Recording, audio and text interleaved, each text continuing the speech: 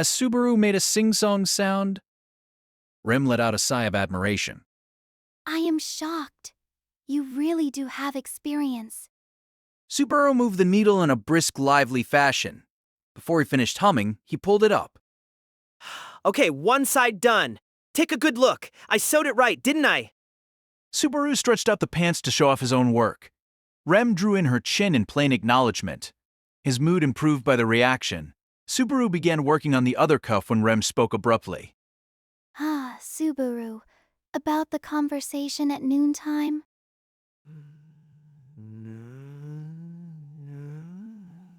What happened then? If you have forgotten, it's quite all right. Rem made a small shake of her head in front of Subaru, who still had his head down. Narrowing his eyes at her reaction, he recalled that they'd discussed fixing his hair when preparing dinner. Oh, about the hair? I half thought that was a joke. You gonna do it? No, I just thought it was very impertinent of me. You may be a coworker, but you are also Lady Emilia's savior, so our positions are different. That kind of stiff attitude will just crimp my style. Wait, that's what you think? Her statement that she couldn't treat him as a simple coworker because they stood apart stuck in his ears. Seeing Rem raise her eyebrows at the question, Subaru began roughly tugging on the hair on his head. To be honest, I'm not good at picking up on stuff like that. Sorry to make you worry about it. No, I am simply saying it cannot be helped. Please forget about it. I can't just let that go so easily. People are petty like that. Now, then... Subaru put a hand to his forehead, lowering his eyes as he looked at Rem. She seemed not so much regretful about her slip of the tongue as she seemed chastened by Subaru's admonition. That helped him decide what to say. Subaru lifted a finger as he made a suggestion. I'll give you my one condition. If you're okay with that, I'll totally forget what you just said. Rem closed her eyes briefly before nodding with a look of resignation. Condition, you say? I understand. I will hear you out. Subaru made a strange smile, not intending to draw out that big a reaction, and then said, If you fix up my hair and give it a little brushing, I'll forgive you. Unable to take Rem's silence in the face of his counteroffer, Subaru raised his voice. The silence is kind of painful to me here, you know? Reem's pale blue eyes reflected Subaru in them as she sighed a little. Lady Emilia already pointed this out, but you desire very little, Subaru. That's weird. I thought we'd be making up instead of you getting all shocked like that. As I have heard from Sister how you gave her perverted looks when you were alone, I was rather resigned to something less decent. Slander's a horrible thing. He was scared that Ram's gossipy statement would make sparks fly with Emilia in short order. He'd have to establish a direct lifeline with Emilia before that could happen. Subaru was still plotting countermeasures against Ram in his head when Rem grasped the hem of her skirt. I accept your condition. I shall go along with your idea. And so, with a prim and proper bow, she accepted his suggestion for smoothing things over. Her performance drew a laugh out of Subaru as he looked down at his hands. Hey, I wrapped up shortening the legs while we were talking. I did it right, huh? The work complete, Rem took hold of the trousers, acknowledging his work. Yes, you did. You get full marks for sewing. But much like yourself, I do not think it will be of use, Subaru. Then poured cold water all over him. Huh? I thought we just made up here? Combined with Subaru's retort, the earlier awkward atmosphere had fully lifted. Subaru returned the sewing kit to Rem before stroking his own forehead. So, about my hair, when do you want to do it? It's tough to do it today, 'cause it's so late. That is true. I would like to get it done as soon as possible. But I will be working in the evening for several days, unfortunately. We'll just have to make the time. Man, it's really been a while since I had my hair styled. He'd been cutting his own hair since he got into middle school, nearly 5 full years earlier. He was good enough to do it by touch without using a mirror. Well then, it is getting late. So I will excuse myself. You will be working in the morning as well. Can you wake up on time, on your own? Honestly, not all that sure there. I'm good at waking up if I have a clock, but there's nothing like that here, so maybe not? Don't you have roosters or something? Faced with Subaru's unreliable reply, Rem reluctantly launched him a life raft. This seems severe, so sister or I shall wake you in the morning. Seriously? I feel bad to use my seniors in place of a clock, but It shall do us no good to have you sleep into the afternoon after all. what kind of oversleeper do you take me for? Someone who could sleep away the entire day? I imagine. It took a while for Subaru to realize that this was a joke by Rem's standards. After the banter, Subaru thanked Rem as she left for accepting his suggestion. She passed through the doorway and waved a hand as she went out of sight. Whatever comes out of their mouths, they're sisters through and through, huh? Rem was superficially polite as she slipped in the dagger. Ram was arrogant, but just the same, they were considerate to the point of overbearing, something Subaru thought was highly desirable in coworkers. Later, it was evening. The sun had already set in the west, just as the crescent moon took its place in the night sky when the secret report took place. It was a large room. The center had a table and tall chairs for receiving guests.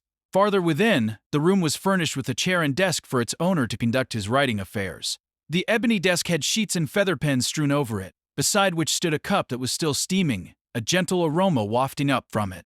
This was the uppermost floor in Roswaal Manor's main wing, the private study of its lord, Roswaal L. Mathers. His voice was like a whisper, but it reached its mark with no difficulty. Of course it did. The small body of Roswaal's speaking companion was sitting right across his lap. It's been 5 days since that spectacle. Time enough for you to see how this shall proceed? I suppose so. He is no good. Ram heard her master's voice in her ear as he stroked her pink hair.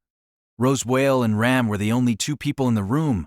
There was no sign of the twins' other half, Rem. Put simply, that day's report was about the issue of Subaru and Ram's education of him. With her stating that his education was going most poorly, Roswaal stared for a moment before laughing. Is that so? Completely useless?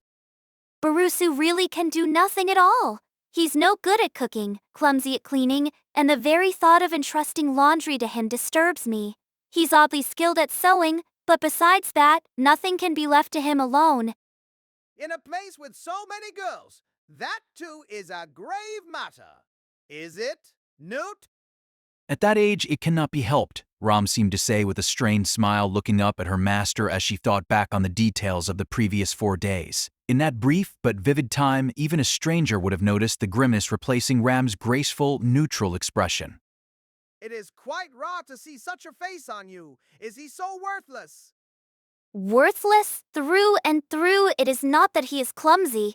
It is that he does not know. I cannot but think he was raised poorly. However, he is also lacking in culture. So hard on him! So hard on him! Roswaal held back a laugh. Ram sighed a little, shifted her position in her master's arms, and sank farther against him. He gave Ram's pink hair a good stroke with his palm. So, Ram, the important part. Do you think he is involved? Roswaal maintained his smile, his tone of voice unchanged from before. The subject was unstated, but she knew what he wanted to hear. Ram closed her eyes, thinking for a little while. I cannot rule it out, but I think the possibility is low. Why is that? He stands out too much to have been sent to infiltrate this house. Not in a good or no, in an especially bad way. In the first place, Barusu himself is. The words seemed to pour out of her mouth.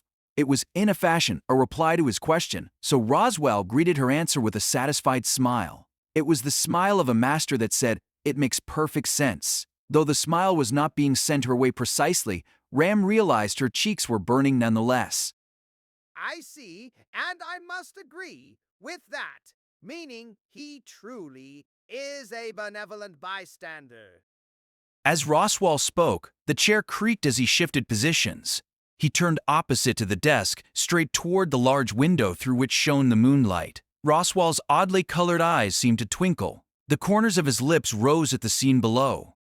I must say he certainly does not discourage easily. The private study overlooked the manor's garden. There, in one corner of it, he saw a black-haired boy speaking and laughing with a silver-haired girl. As was typical, the young man made one-sided conversation. but the girl didn't seem to mind. How charming! I no longer possess such passion. His words were like a soliloquy, but Ram looked into Roswaal's eyes from close up as she replied. Women are happy when they're pursued. But in contrast to the luster in her eyes, Roswaal's eyes narrowed in a teasing look. Perhaps you measure Subaru higher than I thought? He is no good at all, but I do not think poorly of him. He knows nothing related to the work but what he simply does not know. He can be taught. Responding to the dissatisfaction in Ram's eyes in her chilly voice, Roswaal used the hand with which he had brushed her hair to caress her cheek. Ram seemed too enchanted to speak as Roswaal pondered her reply. It was rare for Ram to speak of others like this. Her unexpressed counsel to her master was, "Let us get to know him better." It seemed the two maids were quite fond of the black-haired young man. There is beauty and enthusiasm, Roswaal thought with a nod. Based on my position, I should probably intercede. Yes! Roswaal commented as he looked down on the cute rendezvous in the garden with his yellow eye alone. Both are such children. Nothing will happen regardless. You do have a point. For Faint laughter filled the private study as they pulled the curtain over the window overlooking the rendezvous between the boy and girl below. What happened after that, not even the moon was given the privilege to see. With the moon still lingering in the center of the night sky, Subaru was full of optimism. He stretched out the wrinkles visible through his manservant outfit's sleeves and checked how he looked in the window. It had already been 4 days since he was wearing these clothes, so he thought it was about time he felt used to them. Not bad. Not bad at all. I can do this. Right out of the bath, I look 50% sexier in the mirror. I feel like this is gonna work. Whether it was objectively 50% was another question, but it was important to reassure himself. Trying to at least surround himself with an attractive aura, Subaru took a long, shallow breath and stepped forward. He was walking on the shortly mowed grass of the garden, heading for a green-covered corner lined by high trees, a place where the blessings of the moon were all the more remarkable. There sat a girl, her silver hair twinkling in the moonlight as a pale light surrounded her. Subaru now knew that the firefly-like pale glow actually came from spirits. That fact added to how watching the surreal scene bewitched his heart, like a demoness that wouldn't let go. He unintentionally stopped in place, his breath catching. Perhaps sensing him, the girl's closed eyes abruptly opened. The two amethyst jewels caught sight of Subaru approaching. Oh, hi. Our real coincidence bumping into you like this? You come like this every day, you know. As for coincidence, don't we live under the same roof? One glance from being spotted before he could speak threw Subaru off his game. For her part, Emilia sighed at the already typical line from him. Undeterred by his slip, Subaru smiled at Emilia. Hearing the words under the same roof really gives me a tingling. The word tingling really sends a shudder up my spine. For some reason, I don't like it. With Emilia staring up at him, Subaru scratched his cheek and sat next to her like it was perfectly normal. They were a mere 3 hands apart, proof that the sense of distance between them had lessened. Emilia, by now used to Subaru sitting next to her, did not bother to point out the distance. Between her daily morning ritual and meal times, his sitting beside her was something she now took for granted. It was unclear whether she was silently permitting it, or simply giving up on forbidding it. But either way, Subaru was happy to be so close. So, what are you doing? An extension of the morning routine. I can meet most of them in the morning, but I can meet some of them only at night, so... Subaru nodded in response, readily accepting Emilia's reply. He was finally accustomed to living in a world where time was measured in day and night. Incidentally, daily life over a 24-hour period was largely as one would expect. Living in accordance with the body's internal clock brought a sense of tranquility like nothing else. His 4 days of training as a manservant had also been 4 days acquiring that world's common knowledge. That said, learning servant work came ahead of academics, so his overall comprehension was still rather thin. Gives me new perspective looking back on my school days with the weekends off. Subaru had often disparaged his Spartan instructor during the last 4 days. But such one-sided comments from Subaru still furthered the friendly conversations he had with Emilia at night. Subaru silently watched the side of Emilia's face as if bewitched by the dreamlike scene. Emilia suddenly commented, perhaps finding it rare for Subaru to be lost for words. It's no fun to watch, is it? How Emilia somehow sounded apologetic made Subaru sit up and shake his head. Nah, I could never be bored being with you, Emilia Tan. The straight-hitting statement made Emilia's breath catch as her cheeks reddened. Seeing Emilia's face flushed from the surprise attack made Subaru redden up to his ears. After all, the line he'd said just then had been the complete, literal truth. Subaru rapid-fired his words as if trying to explain away his blushing. We hadn't had a chance to settle down and talk for days, right? Emilia nodded in full agreement. That's right. Seems you've had quite a time learning how to work at the manor. You've been working your heart out, huh?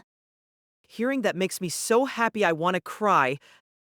Glossing over the atmosphere, they buried that topic in a deep hole and turned it into an unintentionally bittersweet moment. Assessments of Subaru's work over those 4 days had been rather harsh, and even if he managed to somehow bribe his superiors, it would not change his score of totally useless. Subaru's first job, since he was lacking ability in the domestic fields of cleaning laundry and cooking, was to acquire the skills required of a servant at a manor. His current grade for all of the above was stuck at C. Shortening the sleeves of my uniform and putting buttons on an apron got me top marks, but that's it. You really are exceptional in only one area. Well, I tried to grow up to be a guy with an edge instead of perfectly round and flat. Subaru's skill at sewing was a product of how his parents had raised him, but he, too, wondered what in the world they'd been thinking. Emilia, not knowing of Subaru's introspection, gave honest praise for his self-confidence. I see. Is that so? I'm glad that you're confident in something too. Subaru made a rather conflicted smile at the sight of Emilia being happy for him. Besides, it's not like you're awful at the other jobs. Ram and Rem keep this quiet, but they have been praising you.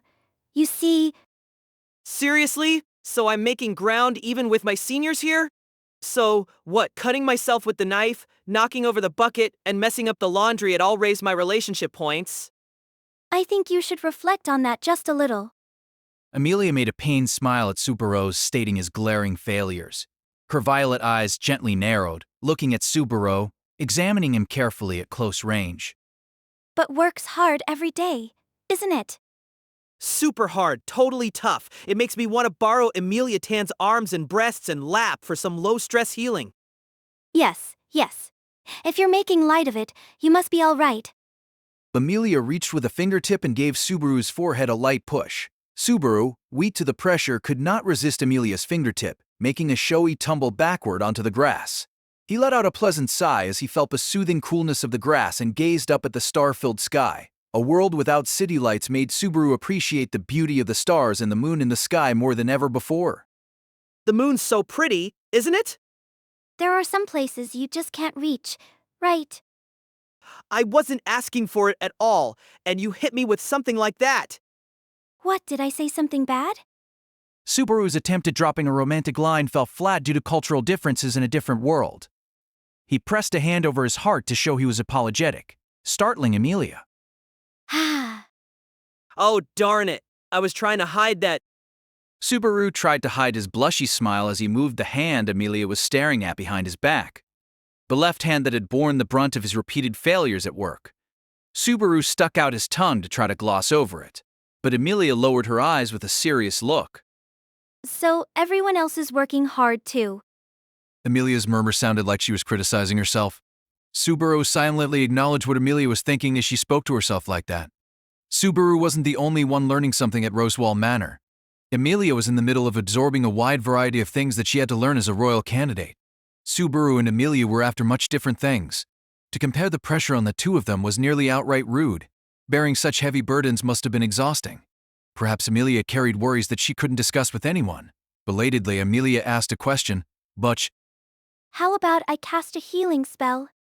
Nah, it's fine. I'd rather not heal it and leave it like this. Why's that? It's hard to put it into words. It's kinda sign of how hard I've worked. Subaru thought that they weren't typical words coming from him as he strongly clenched his beat-up hand. I don't mind working hard as much as I thought I would. Being able to do things I couldn't do before, it ain't bad. It's hard, it's really tough, but it's kind of fun. I mean, Ram and Ram are surprisingly strict. That Loli's annoying, seen less of Rachi than I thought I would. Though, Roswaal would probably get prickly if you told him that. nobody uses prickly anymore. Subaru bent a hip to emphasize his bending the conversation. Then, rising to his feet like a spring-loaded doll, He brought his right hand to his forehead in a tidy salute toward Emilia. Well, just need to knock down the problems one by one. I mean, this is the only place for me to live. Either way, it's fun, see? In his original world, living easy had been just fine with him. But he couldn't expect that kind of peaceful daily life in this world. Hence, Subaru sought as much ease as he could. Having been senselessly tossed into that world, one could call it Subaru's stubbornness toward his fate. Subaru's display of determination made Emilia's expression freeze like time had stopped. Only her eyes moved, blinking several times over, before a smile suddenly came over her. That's right. Yeah, I think that too. Goodness, Subaru, you're such an idiot. Wait, isn't that reaction weird? Shouldn't we be falling back in love or something? I wasn't in love to begin with. You really are I'm an idiot too. Subaru looked hurt at the exaggerated reaction. Emilia's final murmur never reached him. Emilia's smile deepened. The softness of her charming smile was as if the earlier pressure on her was long forgotten, like Subaru had unintentionally bewitched her with his own spell. He couldn't express how Emilia looked at that moment with mere words like pretty or cute. EMD, Emilia Tan's majorly divine. I'm genuinely grateful and you joke about it like that? Emilia tapered her lips in a slightly annoyed pout and pushed a finger into Subaru's forehead again. It was likely not Subaru's mere imagination that these occasional touches carried more warmth than they had before. Having said all that, it's nice that you're trying hard, but how'd you get your hand all beat up like that anyway? Oh, this one's simple. This afternoon, I tagged along when Rem went shopping at the village close to the mansion. The kids were playing around with me when this little doggish thing chomped on me. So it's not the product of hard work? Now, it's so big you can't notice the traces of hard work. I didn't think I was the type animals hated, though. Back in his own world, children and little animals loved him. That, or he just looked like a pushover. That made the former result odder still. But his effect on kids was still going strong. The village kids, they smacked me, kicked me, and blew snot on me too. That sucked, damn it. Somehow you seem good at looking after little kids, Subaru. That's taking it the wrong way, Emilia Tan. Winning them over now means I'll reap the rewards when they grow up. I'm a long-term thinker, see? Yes, yes. I will admit you're honest about your petty stubbornness. Emilia, accustomed to Subaru's silliness, let it roll over her as she stretched and looked up at the sky. I'd best return to my room now. How about you? I can't sleep by Emilia Tan's side, so I'll head back too. You get that job only when you've polished your skills with your current work. Now you said it. Just watch. They're gonna write legends about me.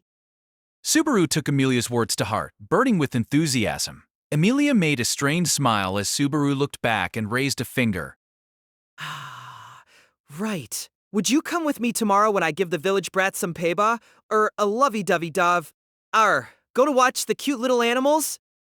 Why did you correct yourself several times? And, Emilia lowered her eyes, seeming hesitant as she murmured. I don't mind going with you, and I'm curious about that small animal, so... Okay, let's go. Then. But it might be troublesome for you to have me with you, like... Got it, let's go. Are you really listening? I'm listening. I could never let a single word or phrase from Emilia Tan escape. Oh, Subaru, I just hate you. Sorry, what was that? I can't hear you. How Subaru covered his ears, spectacularly taking back what he'd said the moment before, made Emilia break out in laughter, all ills forgotten. Then, she wiped a teardrop from her eyes with a finger as she looked at Subaru. Goodness, but only after I finish my studying and you finish all your work, Subaru. Oh yeah! Roger that! I'll so totally get them done. With the date arranged, Subaru made a dramatic fist pump pose.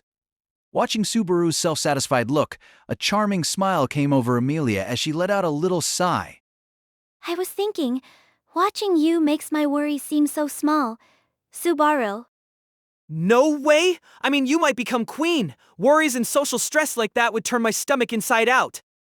Emilia, unable to hold back anymore, burst out laughing, her mirthful voice making Subaru laugh too. The two laughing like that announced that their rendezvous for that night had come to an end. Let it be noted that there was one final exchange. come to think of it, why are you dressed like that after work? I thought it'd make a good impression on you. So, what do you think? Pretty handsome, huh? I suppose so. It has that I'm a capable servant look. Well, there you go, crushing my hopes. Subaru had his hand on the door, peeking in as he spoke in a casual voice. Huh, do you actually sleep right, lowly girl? If you stay up too late, you won't grow as tall as you should, and you'll end up as an adult that's short. Beatrice replied with resentment in her voice. Do breach the passage as if it is a matter of course. I wonder... She sat on the wooden stool well within the archive as she glared at Subaru. Did you have a reason to come see me, I wonder? Not really. I thought I'd say hi before I went to bed. I was gonna give up if I didn't get it in 3 tries, but I got it in 1, so... Truly, what kind of intuition do you have? Truly, what kind of intuition do you have? Beatrice had a tired look as she pulled on one of her rolls. When her fingers released it, the stretchy, elastic roll bounced the other way. The sight struck Subaru profoundly. Can I try it too? Only Pucky may touch the likes of me. Would you go away already, I wonder? Not fair, only you get to play. Oh well, I'm in a good mood, so I'll forgive you. Still buoyant from the promised date, Subaru headed out as Beatrice glowered at him. But the moment before the door closed, he thought he heard a voice speak with a lonely echo.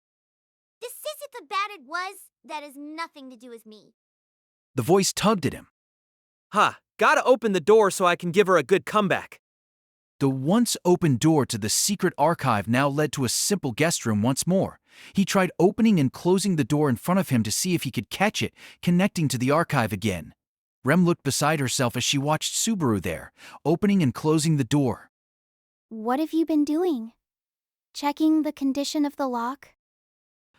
Oh yeah, I thought I heard a creak in the hall the last few nights, so that was you, Rem. Rem was carrying a silver tray with nothing on it in one hand as she watched Subaru feel up the door. Is something bothering you? Nah, this led to the archive of forbidden books with the lowly girl till just now. It's gone now. Did you want something from Lady Beatrice? You could ask me if you prefer. Just saying hi before going to sleep, nothing big. The phrase he heard from Beatrice just before the door closed was on Subaru's mind, but he shook his head. It wasn't something he needed to press her about at the moment. What? You're still working, Rem? Better turn in. Morning's coming quickly. I'll sleep after I do the dishes. At the moment, Sister is serving tea to Master Roswaal, you see. What the heck are those two doing at a time? Ah, well, that's fine. It was almost past midnight. He didn't much care for Roswaal and Ram having a private chat, discussing some lively topic between just the two of them. Not my business to say, though, Subaru reflected. He suddenly realized that Rem was watching him. Her pale blue eyes were staring in the direction of his head. Don't suppose chances like this come up much. Doesn't look like it bothers you any, though. No. Until now, it has not bothered me that much, or somewhat, or even a little bit. Geez, downplaying a bunch of times back to back makes it sound like it really bothers you. The sharpness and intensity of Rem's gaze increased to the point that his capacity for speech faltered. Subaru wrapped up work rather late, and Rem had been constantly busy, so few opportunities presented themselves. What the heck? Thought Subaru with a grimace when Rem raised her hand a bit. If you like, how about I do it now? What? Now? It's pretty late, isn't it? A quick cut and wash will not take very long. If I do not, I cannot fulfill the cherished desire you confided in me from your own lips, Subaru. Cherished desire is a little much. For such a neutral expression, Subaru saw Rem's eyes brimming with fierce determination. Subaru scratched his face, realizing it must have annoyed her quite a bit over the last 4 days. He wanted to do something about that annoyance if he could, but... Sorry, Rem. I've made a promise to go out with Emilia tomorrow. I've got to get up early and take care of work quickly, so I really can't do it tonight. Is that so? No, I was being unreasonable. I'm sorry. Using the just-made promise as his reason for putting off the promise he'd made to Rem before, at his own suggestion, weighed on his conscience. But Rem was a practical girl and tried to take Subaru's circumstances into account. Feeling guilty about Rem's position, Subaru felt his words left a bitter taste in his own mouth when suddenly, what? How about tomorrow night? At night, you say? My condition for the promise with Emilia is getting all my work wrapped up. There's no special work scheduled for tomorrow afternoon. So after that, since it's still on your mind. As he spoke, he was truly shocked with himself for arranging dates with two girls on the same day. Not that his feelings toward Emilia and Rem were in the same vein to begin with. With Rem, he felt fondness toward a fellow co-worker. He still didn't really know how he felt toward Emilia. Faced with Subaru's suggestion, Rem closed her eyes and made a small nod. Understood. Tomorrow night it is. This is a firm promise, you understand?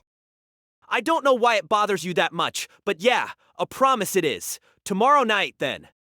He thought about making it a pinky promise, but he hesitated, not knowing if such a thing existed in that world's customs. As he hesitated, Rem made a polite bow, turning around with a small flutter of her skirt. She departed with quiet, gliding steps. Subaru watched her go before heading back to his room, biting down a yawn as he mentally went over his schedule for the coming day. I have to thank the kids for creating the reason for a date all the way to the village tomorrow. Oh, before I do that, got to find out where the best flower gardens are. As he entered his room, he held his nose high and puffed out his chest, full of hopes and dreams for the coming day. Subaru stripped off his butler uniform, giving himself a makeover with the tracksuit as he crawled into bed. As his head hit the pillow, his eyes were open, thoughts racing about the next day, not conducive to sleep at all. Faced with his mind betraying his body, Subaru immediately switched mental gears and resorted to his secret weapon, namely, 1 puck, 2 pucks. in the back of his mind, little gray kitty cats were running around and frolicking as he counted them one by one. Subaru linked his fantasy puck to the real one, letting his memory of the fluffy feline lead him to a happy place. His mind slowly sank, pulled into dreamland. 104 pucks. Picturing a fluffy paradise, warmth enveloped his mind, and finally vanished. As Subaru awoke, he felt like his consciousness was rising as if poking his head through the water's surface. Suddenly released from the suffocating feeling, his eyes opened, waiting several seconds to take in the world. He felt like he'd woken up in a different place than where he'd gone to bed. He felt sunlight burning his eyes. Subaru sat up his slightly sluggish body and shook his head. His head was a bit heavy. Perhaps he was tired from not being entirely used to his new life yet. But this was not the day for such weak thoughts. Wide awake, Subaru went over the date promise he'd made with Emilia the night before. That's right, Subaru Natsuki. Today's the time to leap into action. The day was a day with a happy future, a day he'd awakened to crisply, a day of promised victory. But pink-haired and blue-haired twin sisters looked upon Subaru's determined face in surprise. Subaru, blushing to the tips of his ears, buried his face in the pillow to hide it. What? You were there? Then you should have said something. Aw, man, I'm so embarrassed. The fact that they'd stopped rousing him awake 2 days before made him careless. To think that both of them would visit on that particular morning. As usual, the twins' expressions did not change much as Subaru groaned on top of the bedding. Though it did seem like they were fighting the temptation to point at him and break out laughing. Hold on, you two. I mean, that reaction kinda hurts. I'm a delicate soul here. There are other reactions, right? Subaru realized afterward that it was quite awful for him to actually be looking forward to the verbal abuse. Sister, he's greeting us as if he knows us somehow. Rem. He's greeting us in a very chummy fashion. It didn't feel right. The murmurs brushed against something in the back of Subaru's mind. Something weird? My seniors coming to wake me up is one thing, but playing pranks on me is bad taste, you know? Certainly the two were always blunt, but something felt off. As Subaru spoke, he began to realize why he felt that something was off with them. Their eyes, the way they looked at Subaru. The familiarity from the previous night was gone. They'd gone back to treating him like a complete stranger. Then, decisive proof came flying at him. Sister, our dear guest seems to be a little confused. Rem. Our dear guest seems to be a little touched in the head. Subaru was aghast at being called dear guest. The polite echo made Subaru feel like something sharp had gouged out the back of his stomach. Subaru pressed a hand to his chest to hold back the phantom pain. He didn't know what it all meant. The reactions, it was as if... You two? Haha, This really isn't funny. With both of them still looking at him like a complete stranger, Subaru abruptly brought up his left hand to block them from his view. But Subaru instantly regretted doing so, because he saw that the bandage on his left hand was gone. The rough fingertips from kitchen work, the calluses from handling knives in ways he wasn't used to, the bite marks from the puppy that had bitten him while the children toyed with him, they too were gone. The ringing came over him in a rush, crashing against him over and over again like a wave. Subaru didn't realize that the pain that came with the sound was from him pulling out his own hair. The temple of his head really hurt. He felt a hot, nauseous feeling in his nose. But Subaru's mind focused instead on the sharp pain and taste of blood from biting his own lip, as if he were using it to drown out the sense of loss that felt like someone had carved out his internal organs. The facts at hand forced Subaru to accept reality. Feeling his eyes grow hot inside, Subaru buried his face in the pillow for an entirely different reason than before. For he absolutely did not want anyone to see his face at that moment. Not the people he'd grown so fond of him. Not the people who had seemed to grow so fond of him. He absolutely didn't want to cry in front of people looking at him like he was a stranger. Why die? Go back! And so Subaru was dragged back into the loop anomaly that had brought him so much suffering. For the second time, his first day at Roswaal Manor began. Dear guest, you look rather unwell. Are you all right? Dear guest, you look like your stomach hurts. Did you soil yourself? As Subaru hung his head in shame, the sisters called out with voices of concern. They were familiar voices even after such a short time. The voices were sometimes annoying, sometimes relieving, voices that he could trust. But now those voices sounded entirely different, ringing harshly against Subaru's eardrums. Responding to the feel of their gazes, Subaru put his breathing in order and lifted his face. Sorry to make you worry. I'm just a bit dense when I'm waking up. Somehow the rage surging within him had dissipated while he pressed his face into the bedding. Though the initial shock had subsided, he felt as if he were bound with silk string, a sense of loss that made him feel a sob rising from his chest. Thinking how wonderful and infuriating it would be if only this was all just some mischievous trick Roswaal was playing on him. The pretense in his own mind making him feel somewhat better, Subaru opened his eyes and looked straight ahead. Ah, that's right. After an instant, the blurry world became clear and reality forced itself upon the young boy. Subaru saw the twins standing on both sides of the bed, their hands on the bedding. The familiar faces of Ram and Rem were gazing expressionlessly at Subaru as per usual. Neither pair of eyes contained any emotion toward Subaru whatsoever. The 4 days that he had lived with them, growing closer to each other bit by bit, had evaporated like morning mist. Dear guest? Their gazes chased after Subaru, now sitting up in bed. But Subaru, seemingly feeling a chill in the air, obeyed his feeling of unease and rose in great haste, putting distance between them. Dear guest, you must not move suddenly. You are not yet well rested. Dear guest, it's dangerous to move suddenly. You have not yet soundly rested. Subaru's body reflexively pulled back from the two girls and their concerned voices. The cold response made their eyes tighten with hurt looks, but Subaru was too frantic to notice such a thing. He was having a very hard time dealing with the feeling that he knew them, but they did not, in turn, know him. It was only a few days prior that Subaru had the same feeling in the busy street, the back alley, and the dilapidated shop. But it was completely different now. The situation was different. The time was different. That it wasn't like when he redone things with Emilia and felt when he'd barely known them. Certainly had done some arm twisting to redo things with the people he trusted. But now, faced with having people he knew turn back into strangers, Subaru was gripped by an unshakable, faceless terror. The maid twins before Subaru's frightened eyes had begun to sense that something was terribly wrong. Silence descended upon the room. Neither side could say or do anything. That was why. Sorry, I can't do this right now. Subaru's action, gripping the doorknob and practically falling into the hallway as he rushed out, was just a moment faster than the twins moved to stop him. Subaru ran, the bare soles of his feet soaking up the cold of the hallway, drawing heavy, ragged breaths as he went. He ran fiercely, in a daze with no particular destination in mind. He ran, he fled, yet he didn't comprehend what he was running from. All he knew was that he couldn't bear to remain in that place a moment longer. Subaru ran down a corridor lined with similar-looking doors, his stride still tenuous, like he was about to fall over at any moment.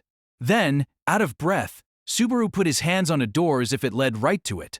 And as he tumbled in, he was greeted by the great mass of bookshelves in the archive of forbidden books. With the door shut behind him, the archive was completely sealed off from the outside world. The only remaining way to intrude into the room from the outside was to open every single door in the entire mansion. Subaru no longer sensed pursuit. He slumped his shoulders, leaned back against the door, and sank to the floor. He wasn't squatting, and yet his knees were shaking. So were the fingers he stretched out to try to hold them in place. If I were playing paper sumo, I'd cut some crazy lines right about now. Even his self-mockery had no bite to it. His dry smile seemed to contain nothing but hollowness. The scent of old paper and the air of the calm archive gently sprinkled a sense of ease and tranquility into Subaru's mind. Though Subaru knew it was shallow comfort, it was the only thing he had to cling to at the time. One after the other, after another, he desperately took deep big breaths. As Subaru gasped like a fish out of water, a scornful voice spoke from within the archive. That's quite a rude thing you are, barging in without so much as a knock. So much as a knock. There was a footstool sitting straight ahead from the entrance, well inside the dimly lit room. A girl sat upon it. It was Beatrice, guardian of the archive of forbidden books, keeping her distance from Subaru, the same as always, not a single hair of difference. With a loud sound, Beatrice closed the book, altogether too large for her tiny body, and looked at Subaru.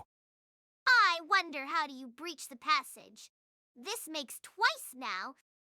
Sorry, a little while is fine, so let me stay here a bit, please. Subaru put his hands together, bowed his head in supplication, and closed his eyes without waiting for her reply.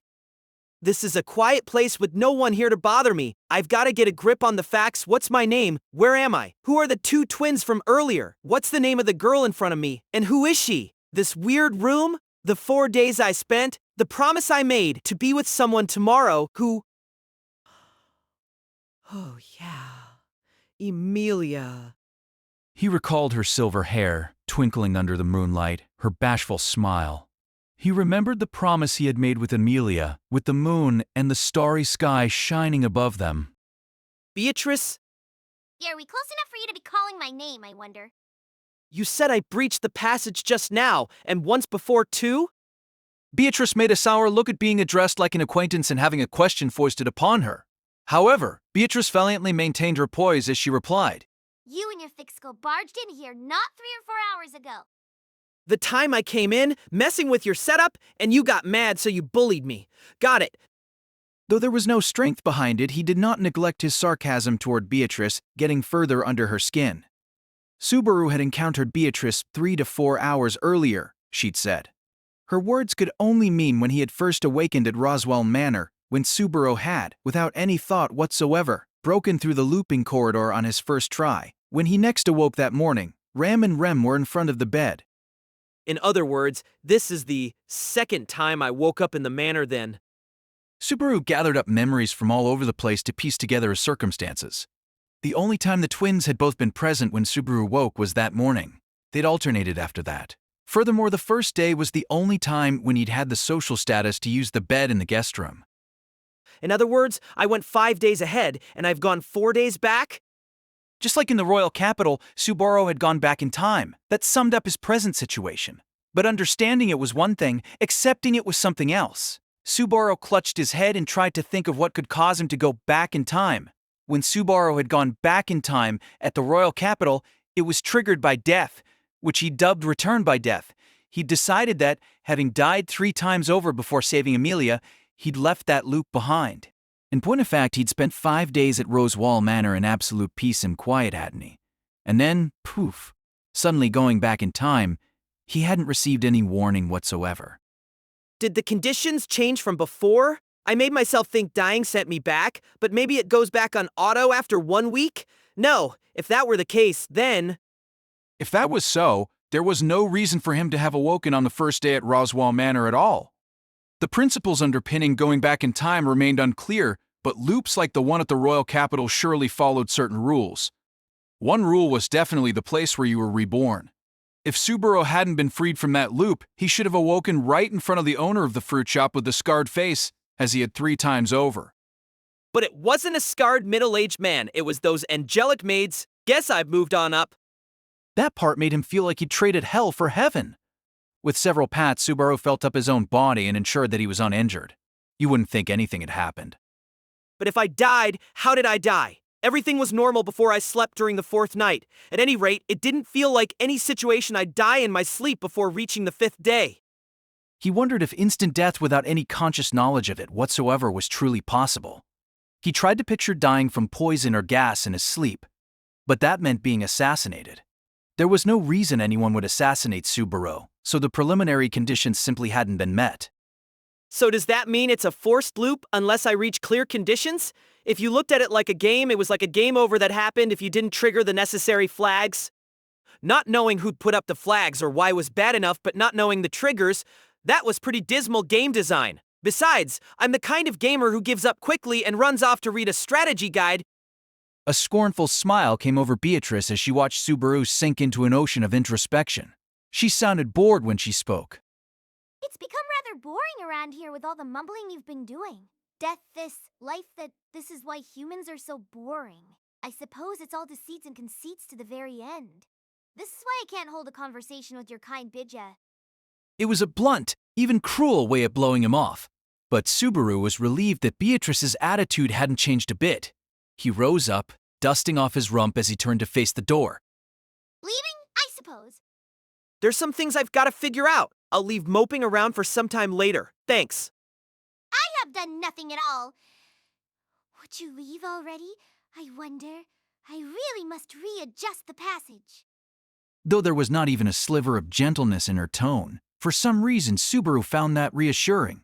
Beatrice herself may not have had any such intention, but Subaru felt like her words were pushing him onward. He twisted the doorknob. A cool breeze blew as he took his first step outside. The wind made his short hair sway. He covered his face with an arm as he felt a faint prickling in his eyes. Then, the wind stopped. He felt grass under his bare feet, and his breath caught a bit as he spotted the silver-haired girl in the garden, making his heart leap for joy, and his breath caught a bit as he spotted. She really is so radiant. Well, this is a nice touch, he thought internally, pouring out a string of invectives at the cheeky guardian of the archive. Subaru, Upon noticing Subaru, the girl's violet eyes opened wide as she urgently rushed to his side. Those 3 bell-like syllables pouring from her lips were in the highest pitch she could make. Subaru spontaneously shifted his feet toward the fast-approaching girl. As she gazed at him from head to toe, the corners of her eyes descended in relief, but she immediately snapped back to her senses and returned to her normal look. don't make me worry like that. Ram and Rem were really worked up running all around the mansion making a big fuss, because you ran off right after you woke up. Rare for them to get that worked up, huh? And sorry. Beatrice held me up for a bit. Again, I heard she picked on you once already before I got up, but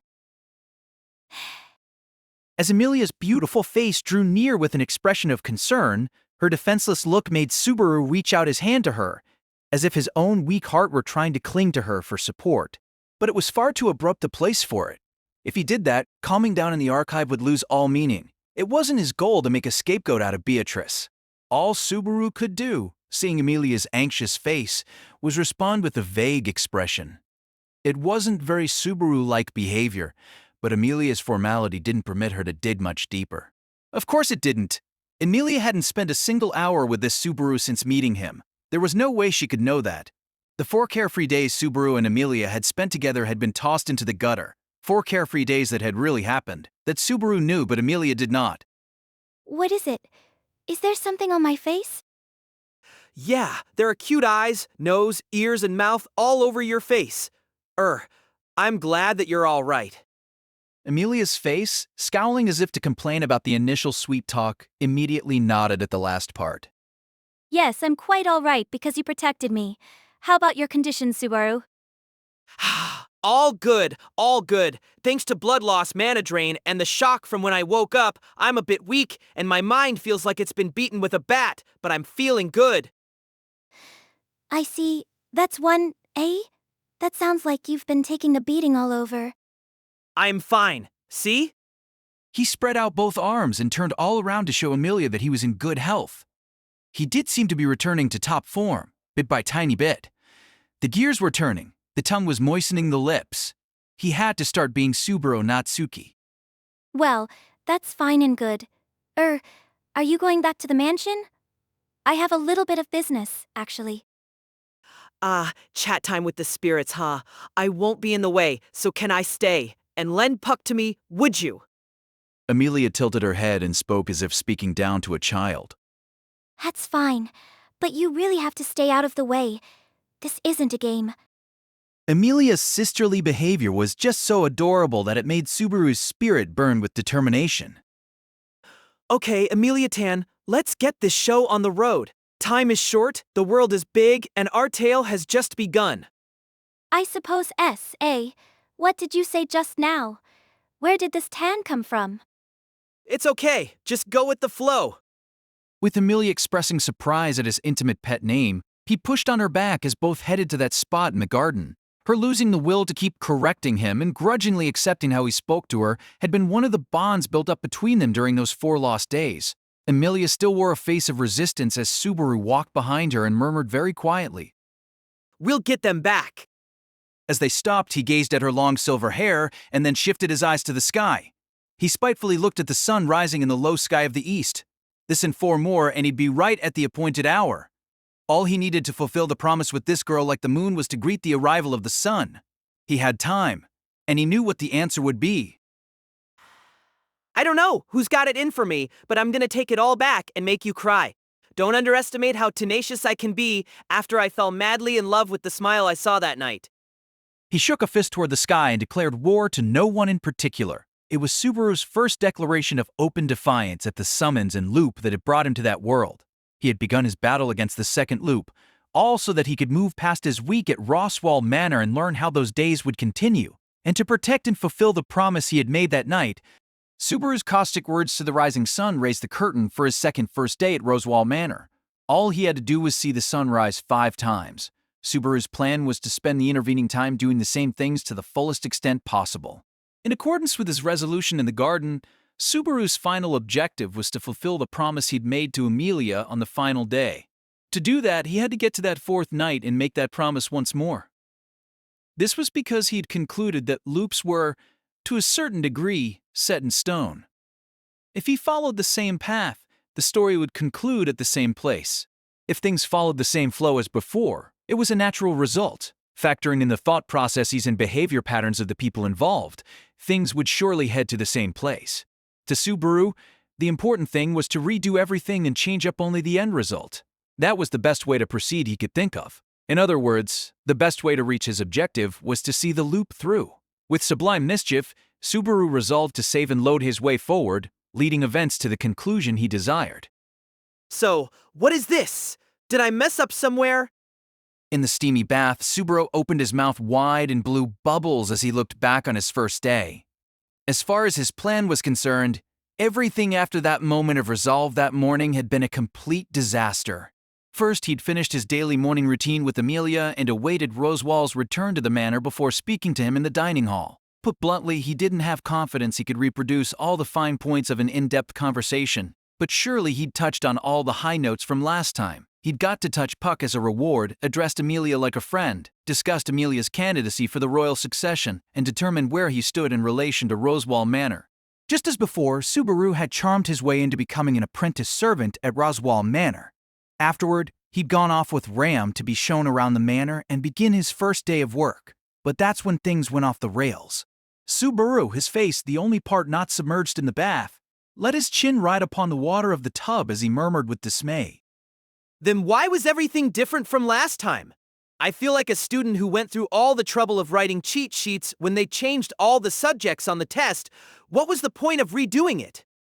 Subaru's whole plan had been to redo everything exactly as he'd done before. However, the details of the training for his new post and the duties Ram had imposed on him were completely different from before. He felt like it went from odd jobs 101 to odd jobs 401. They were still all odd jobs, but there was way more to them than last time. Perhaps he needed to look at it as trusting him with higher-level work and more of it. Last time everything just ran me ragged, but this time it was hard as nails. Damn, I thought it was gonna be easy, all the same stuff. Subaru was not merely venting complaints at his expectations being so cruelly disappointed, he decided he really wasn't in a good situation. This was the result of his trying to spend his time like before, With so many details of his first day altered, he could not rationally expect things would be like last time on the second and following days. Overlooking the fine details, he was terrified that a much larger problem might yet rear its head. I still don't have any real clue why I went back this time around. This time, he'd gone to sleep normally and woke up having gone back in time. Unlike the death loop he had been in before, he had no way to avoid something he couldn't anticipate. Just the thought of it made his head hurt. With this many differences, can I rely on my memory at all? He thought back to that fateful day when he met Emilia in the capital. A mountain of little details differed, but things were still proceeding in largely the same direction. He didn't know how to escape from the big event. The only thing that stood out differently from the last time in Subaru's mind was the promise he'd made with Emilia. Surely if he made it that far, he'd be able to change the results and get past this. Subaru sank into the bathtub, put his thoughts in order without a breath of oxygen, and poked his head out of the bathtub once more. Well, hello! May I join you? The sight of the bare-naked nobleman before him, hands on his hips, made Subaru deeply regret that he required air. They were close enough to touch as he stood in the nude, his crown jewels swaying between his legs as he looked down at Subaru. It's currently occupied. I refuse. The facilities in my own manor are my personal belongings. Are they not? Aloo! Aloo! Then don't ask. You don't need my permission to get in the tub. Oh my, so hairish! You do not understand. The bath is certainly my personal possession. Roswaal went down on one knee as his hand reached out and gently lifted Subaru's unresisting chin. But in the capacity of my servant, are you not as well? No! Hesitation! I see! After biting the creepy fingertips holding his chin, Subaru swam backward, putting distance between Roswaal and himself. The bathroom size was firmly in the realm of stupidly huge, with a tub as broad as the oldest, best bathhouses. Plainly, it was the habit of nobles to use an excessively large amount of space, but he had to admit that monopolizing all that space felt pretty satisfying. Another twist I didn't expect? Geez. During the previous 4 days, he hadn't encountered Roswaal in the bathtub even once. During the last loop, Roswaal had been extremely busy. The two barely saw each other. No doubt the twins had tended to his needs, but Subar barely had any contact with him outside of mealtime, their initial meeting accepted. Damn it, every little thing's happening in completely different ways than what I expected. Although I know not what troubles you, not everything in this world goes according to plan. Roswaal moved to Subaru's side as he spoke of it being a tough world. He leaned back against the wall of the bathtub and let out a long sigh, somehow looking like any other man in the world enjoying the pleasures of the bath. I only just noticed, but I guess even you take off your makeup for hot baths. Him! That's right. Oh my, Subaru! I wondered if this is the first time you have seen my face unadorned. I suppose it is. I'm like, you look totally normal. No need to hide your face like that. Cosmetics is a hobby of mine. 'Tis nude out of any need to hide my face. It is not as if the curl of my lips or the arch of my nose are abhorrent to the eye. Oh my. Don't look at me while saying that stuff. Make 3 doe-eyed blinks and I'm keeling over here and now. Being born with bad looks was a serious drawback when making first impressions. And if Subaru wanted to complain about the face he was born with, what could he say? He looked exactly like his mother. Remembering his parents, Subaru had a conflicted look on his face as Roswaal changed the subject. Are you getting along nicely with Ram and Rem?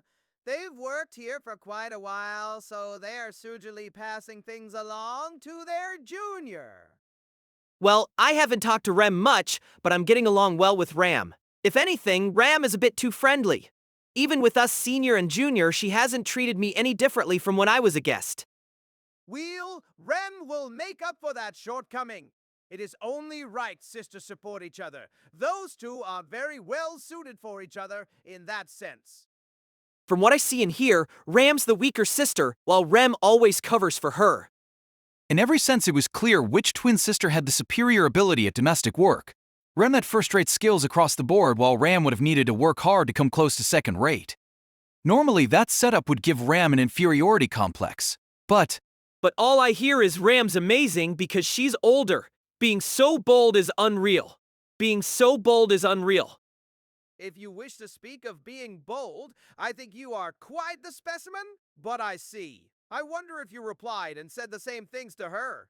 It is quite a thing you are treading upon without reserve, which is quite marvelous. The emphasis there doesn't sound like praise at all, you know?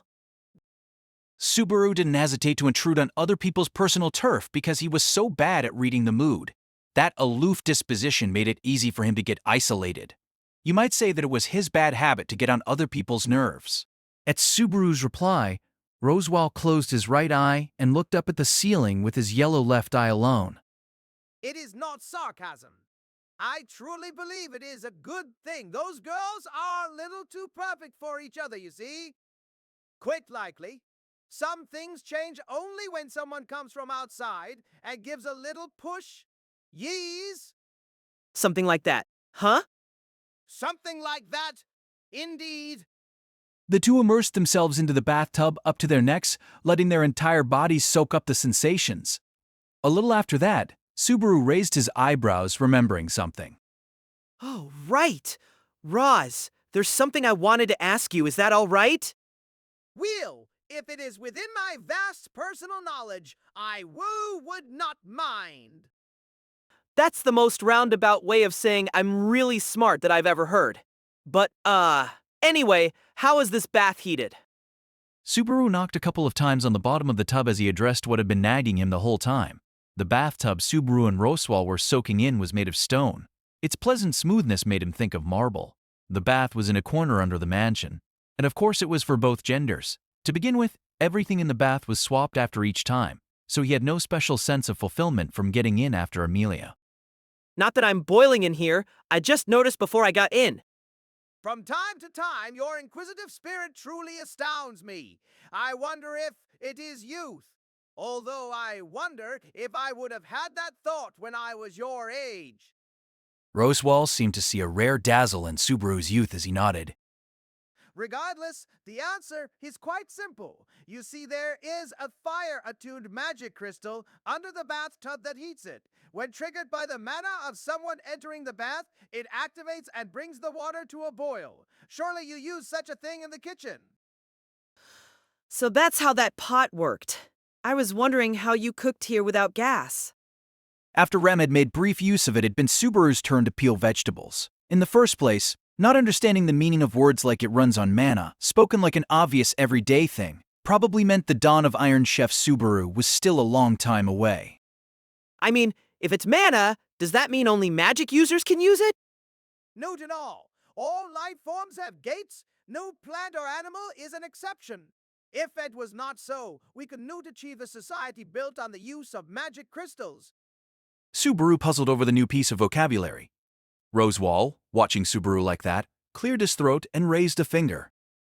Very well. Shall we indulge in a lesson here? I teaching magic to you, the somewhat unenlightened. I'll ignore the way that stuff came out and accept with grace. Responding to the lecture proposal, Subaru turned to face Roswaal, who was kneeling in the center of the bathtub. None of that changed the fact that both were buck naked. Very well. First to basics. Subaru, you know what a gate is, do you not? No, you say it like it's obvious, but you don't know what you don't know. Your voice sounds very low all of a sudden, so you do not know of gates. Or shall I say totally? Did I use that correctly? Roswaal checked on the proper use of the word totally. Among all the little expressions Subaru had imported that originated from his world, he'd used that one especially frequently. So Roswaal was quite accustomed to it. Subaru gave Roswaal full marks for good usage. After making a high five, they returned to the lecture. So, what is a gate, anyway? Is that something you have or don't have? Put very simply, a gate is a doorway that leads inside your own body. Mana enters through the gate. Mana leaves through the gate. A basic rule of life. It's like a faucet connected to MP. He grasped Roswaal's simple explanation. So that was a gate. His ears had heard the term several times over, so it was pretty much what he'd guessed. So if everyone has a gate, I have one too? You surely would, if you are confident that you are human. So, are you? There's no purer human that's been thrown into another world, ever. Totally normal. Totally mob grade. Situations that required combat strength to bust through them were completely new to him. His scientific know-how was fairly below average. His hand-eye coordination was pretty high, but his endurance was a sore point.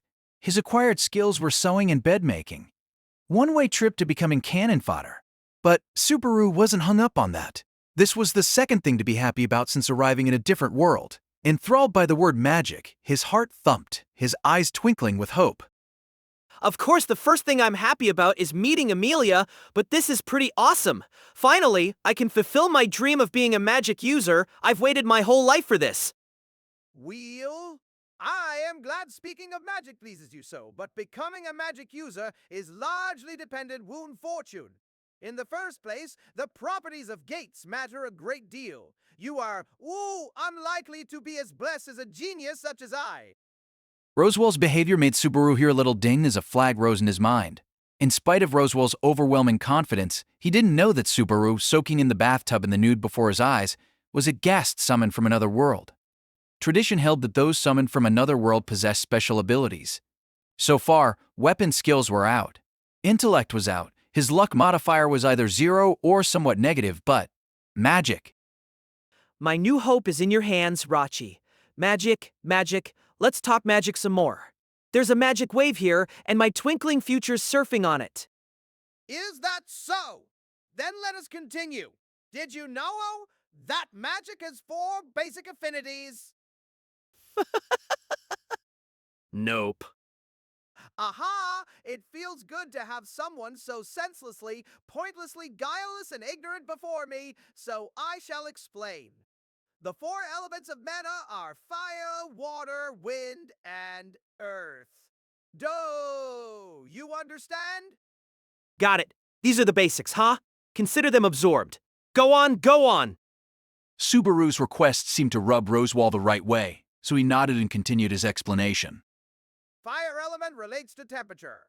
Water element regulates life and healing. Wind element functions outside the bodies of living things. Earth element functions inside the body. So most affinities are divided by these 4 categories, and normal humans have an affinity for one of the 4. Incidentally, I shall have you know I have an affinity for all 4. Incidentally, I shall have you know I have an affinity for all 4. Whew, the boasting's annoying, but I'll praise you anyway. That's fantastic. How do you figure out someone's element? Nah, naturally. A magic user as accomplished as I can discover that through mere touch. Seriously, this is what I've been waiting for. Well, do it and tell me. As Subaru begged like a puppy that hadn't been housebroken, Roswaal gave him a half-hearted look and pressed his palm to Subaru's forehead. The eyes of both completely nude men twinkled at the scene. Well, if you shall all, excuse me, Mayan. Whew, a magical sound. Total fantasy immersion. Subaru was taken in by the invigorating scene before his eyes, forgetting his many sources of worry for that moment. Magic. Finally, he, having been summoned to another world, would get fangs of his very own. His eyes twinkling in certainty of his hope, Subaru awaited the results of the scan. Yeez, I see. Here it comes. What is it? Maybe fire element that burns like I do, or water for when I'm calm and composed, the coolest guy in the room, or maybe wind because of my refreshing nature, like the breeze blowing through the grass. No, it's gotta be earth for my being such a laid-back big brother type nice guy, definitely. Yes, it's dark. None of the above? Doubting his ears at the scan result, his reaction was like someone being told he had cancer. Roswaal then spoke in a grave tone that seemed to fit that image perfectly. You are completely, utterly dark. Your connection to the other 4 elements is quite weak. Put differently, though, this is exceedingly rare. So what is dark, anyway? It's not in the other 4 categories. Some kind of reject?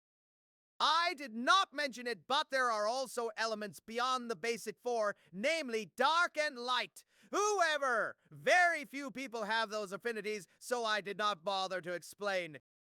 Meaning Subaru was far, far off the beaten path. Here in Roswaal, Elaborate made Subaru feel less buffeted and calmed him down. Yes, this was a rare, limited element. In other words, a special power. It's gotta be a really awesome element, like some super special power that comes only once in 5,000 years. Yes, dark element magic is quite famous, able to obstruct an opponent's vision, sever him from sound, slow his movements, and the like. Rather convenient uses. I'm a debuffer! A debuffer was a specialized support class dedicated to so-called debuffs, skills that weakened the enemy. He'd had his hopes up that he could use magic of peerless legendary destruction, able to rend the sky and split the earth, but Roswaal was breaking it to him that his magic would have crowd control and attribute lowering properties. He really did seem apologetic, so it was no doubt the truth. Summon from a world without weapon skill, intellect, or cheat codes, and a magical element for debuffs. Incidentally, you have no talent for magic. If my limit is a 10, yours is about 3. I wanted to hear that even less. This place is forsaken by God and Buddha. Subaru opened his mouth and made a loud groan as he immersed himself in the bathtub. Until a few moments before, it had been a theoretical hope, but expectations, once sprouted, were not so easy to brush aside. Well, using it at all is good, I think. Or maybe being a debuffer makes me kinda cool? Putting aside the level of coolness, there is no harm in learning. If you wish to use magic, by all means learn. Fortunately for you, there is indeed a specialist in dark spells here at this mansion. I see, that's it! I suppose I should be satisfied with learning magic for situations where you want to slow someone down. Okay, let's get this show on the road. Subaru was eager to have Emilia guide him into magic, drawing both of them closer together. His prior goal of following the same route as last time was long forgotten. You seem to harbor a misunderstanding, but the specialist in dark spells is new to Emilia, you know? The heck? Are you enjoying playing with someone's heart like this? So who's the specialist? You, the elite magic user with all elemental affinities. This sucks. It is Beatrice. That's worse. Damn, that was all over the map. Damn that Roswaal, working me up and down like that like I'm on Buddha's palm. In the washroom, Subaru's face was red as he put his hands through the sleeves of his change of clothes. With the affinity scan in the bathtub ending in dejection, Subaru got out of the bath first. He'd been worked up during the conversation with Roswaal, but his face felt heavy from the effects of the long bath. After all, it hadn't been a full day yet since being healed from his wound. He had to expect some anemia. Plus, I'm gonna have serious aches and pains tomorrow. Ugh! Damn you, Ram, you remember this? Just because I'm better than last time doesn't mean you have to work me like a dog. I will remember that, as you wish. The timely reply, coming just as Subaru was leaving the washroom with his laundry in a basket, surprised him enough to make him jump. As Ram stood in the corridor before the washroom, his underwear, scattering out from the bouncing basket, fell to her feet. My goodness. Ram crouched, plucked Subaru's underwear off the floor, and stuffed them into a garbage bin right beside her. There's a guy carrying a basket heading to the laundry right in front of you, you know. I'm sorry I was gripped by psychological distaste the instant I picked them up. I had to get rid of them without a single moment to spare. Considering all that, your form was very relaxed, huh? Subaru tearfully recovered his underwear from the garbage bin and turned to face Ram. Seeing Ram serenely standing in the hallway, he tilted his head and wondered what she was up to. Ram seemed to reply to his unasked question. Unfortunately, I have already bathed, so my clothes will stay on no matter how long you wait. I didn't say anything. And ain't that backward for a maid? I am simply waiting for Master Roswaal to finish before helping him dress. That's pampering him a little too much. I'm sure he can dress himself. Apparently in this world, there existed people who had never in their lives worn a single shoe without a servant slipping it on their foot. Roswaal surely fit the bill. Don't tell me you both help him put on that weird makeup. My low trust's falling even further. There shall be no rudeness toward Master Roswaal in my presence. Next time I shall spank you. It felt like a warmth-filled warning, but seeing that she wasn't kidding, he knew he ought to take it to heart. In point of fact, Ram had explained his chores at the mansion with great care and patience, but she had a look that suggested she'd make him work in the hog house if he asked her the same question twice. I'll save myself the grief then, if you'll excuse me. See you tomorrow. Basuru, what are you doing later? I'm just heading off to sleep. Morning comes early after all. Damn it, those mornings are really tough. At Subaru's reply, mixing rebelliousness with weakness, Ram nodded a bit and closed her eyes. Subaru was just about to ask the silent Ram if there was something she wanted to say when she opened her eyes. Wait in your room then. I'll be there later. Subaru's response sounded very obtuse. Huh? Subaru Natsuki, as he'd declared several times over, was firmly in Emilia's corner. Perhaps it was because he'd never encountered such beauty, either in this new world or the one from which he came, but Emilia stood out in Subaru's mind. It was partly pure physical beauty, but also the beauty of each and every action. Consequently, there was simply no room for anyone else in his heart, no matter what she looked like.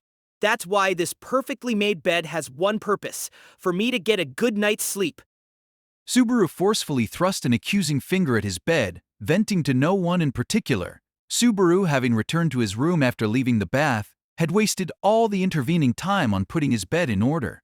He'd abandoned his laundry, working up quite a sweat in spite of having just bathed.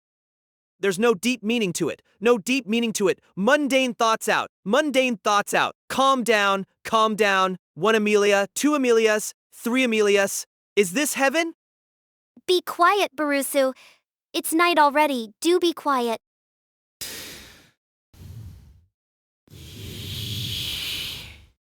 He made a large leap and slammed into the wall. Ram, having opened the door without a sound, was standing at the entrance to the room. Then just after I told you to be quiet, you are hopeless. What's with rules that apply for only you? Anyone would jump from that. What do you want from me here? Ram made a muted "himph" at Subaru as he vented. Subaru, struck by the humiliation of not being worth a proper word, had no good option left but silence. Then, cutting in front of the silent Subaru, Ram entered the room and headed straight to a writing desk in the corner. It was something every room was supplied with, but to Subaru, who couldn't read that world's books, it was a worthless piece of junk, so he had not turned in the desk's direction until then. What are you standing there for? Come here, Barusu. Subaru made a dispirited face at being spoken to like a dog being taught manners, but he was resolute to not get wrapped up in Ram's pace. Besides, screwing around was Subaru's job. He headed toward her with a steely resolution to not be swayed no matter what wacky statements she might dish out. Subaru felt like he was going to war as he stood before Ram, puffing out his chest. Hand! What impossible trial awaits me this time? What are you talking about? I told you, sit down quickly if you want me to teach you how to read. That's news to me. His steel heart was instantly shattered. Subaru could not hide his unease at having his hardened resolve so easily broken. He sucked in his breath as he beheld the pure white note page spread atop the table, joined by a feather pen and a reddish-brown bound book. Apparently this was neither a joke nor a prank. She truly intended to teach him how to read. But why now? All of a sudden... Ram's reply to the bewildered Subaru's question was extremely straight and to the point. I realized while watching you work today that you could not read. So I will teach you. If you cannot read, I cannot send you to buy groceries or leave you notes. Ram showed Subaru the red-bound book as his mouth flapped like that of a fish caught off guard. We shall begin with a simple picture book meant for children. I will accompany you for study every night from now on. No doubt it was an offer he should be grateful for, but Subaru's bewilderment was stronger than his gratitude at that moment. Like the events that unfolded in the bath, this situation was one that was unthinkable last time, and according to Subaru's senses, his intimacy with the twins still fell far short of what he'd experienced on the 4th day last time. Why are you being nice to me like this? It is obvious. No, it is to make things easier. Man, you're hard-boiled. You didn't even say what you corrected. It is only natural. As your work increases, mine decreases. If my work decreases, Rem's work will naturally decrease as well. It's all for a good cause.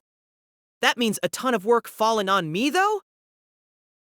Ram tilted her head like she couldn't understand what he was getting at. He was at a loss for words. But even if he was at a loss like this, he was happy that Ram was showing him such concern. Okay, roger that. Let's get this studying started, shall we? Since you already have the spoken language down, it should not be all that difficult. After all, now is the time to correct your vulgar word selection. Tossing in insults with your help, huh? As he spoke, he sat down at the desk and completed preparations, feather pen in hand. With light and rather smooth and speedy strokes, he wrote his first words one ought to use to commemorate a visit to another world. Subaru Natsuki enters stage left. There we go. You do not have the free time to be scribbling. Time is limited. Morning comes quickly after all. Well, this is actually my mother tongue. Guess it wasn't obvious, huh? He'd held out hope that their being able to talk might mean she'd be able to read his writing. But nothing so convenient unfolded. Just like Subaru, she was unable to read the other side's language. First, we'll begin with basic I script, moving on to Rho script and Ha script after you had perfected I script. So there are 3 types, huh? Sucks to hear that. It was tough to have your spirits discouraged right before a lesson in a new language. He recalled how foreigners felt when trying to clear the high hurdle of the hiragana, katakana, and kanji when learning Japanese. You can read the picture book by grasping I script. Time is limited to 1 hour. Tomorrow is another day, and Ram is sleepy too. That last bit sounded like the real story. Not that I mind. I think my honesty is one of my selling points.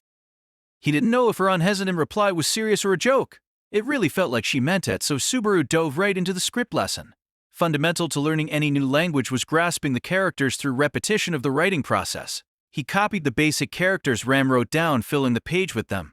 It was enough drudgery to break him, but it was necessary, indispensable labor. Subaru felt fatigue and sleepiness pile up when, seized by a somewhat mushy feeling, he conveyed his honest thoughts to Ram.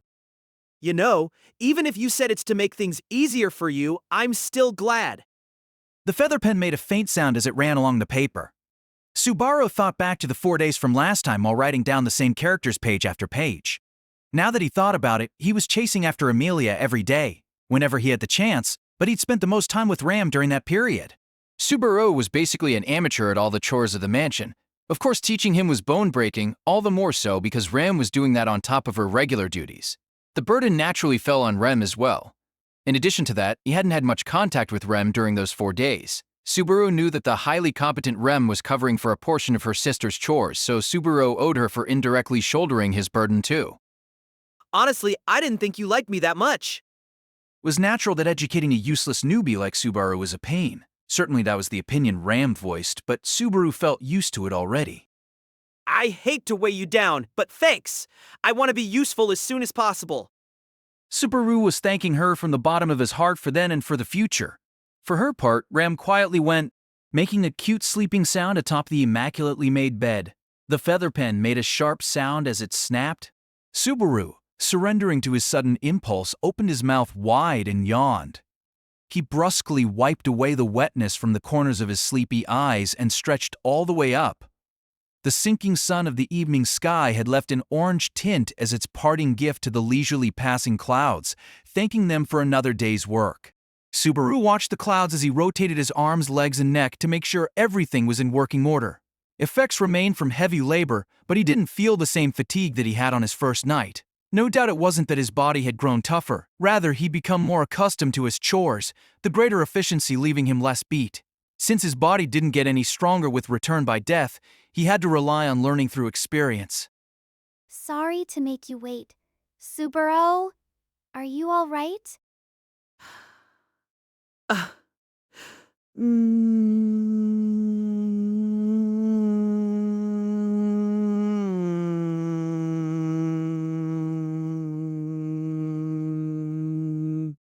Yes, no holdups. It seems you were rather popular. Holding a carry bag containing the things she'd bought and complimenting Subaru was the blue-haired girl, Rem. Wearing her maid uniform, Rem was holding down her windblown hair as she looked at Subaru, his servant's outfit stained with mud, dust, tears, and snot, with a slightly hardened expression. Kids have taken a liking to me since way back. I guess they really fell for, motherly stuff that I just can't keep bottled up. It's because children are just like animals and naturally decide a hierarchy. They instinctively recognize whether it's appropriate to make light of a person or not. That doesn't sound much like praise. Sharp comments like that were what made him accept that Rem and Ram were actually sisters. Ram was direct. Rem was roundabout. You had to have a thick skin to stick around them. Of course, their job was one that could not be accomplished without physical toughness as well. The village closest to the mansion where Subaru and Rem were at was called Aram. Though Roswaal dwelled in the hinterlands, he was nonetheless a minor lord possessing several pieces of land. Everywhere within them, and Aram village was no exception. The residents welcomed Subaru and Rem like it was the natural thing to do, speaking to them in a very friendly manner. Apparently, just the fact that the twins spent a lot of time in contact with them in the course of shopping meant word of Subaru's existence had passed around. The shock at the speed rural rumors traveled surprised Subaru. But still, though it was awkward, Subaru was happy for the warm welcome.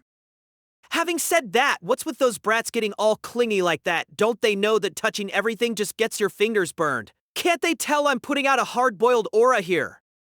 It seems your pretending to be a motherly adult kept you quite busy all by yourself.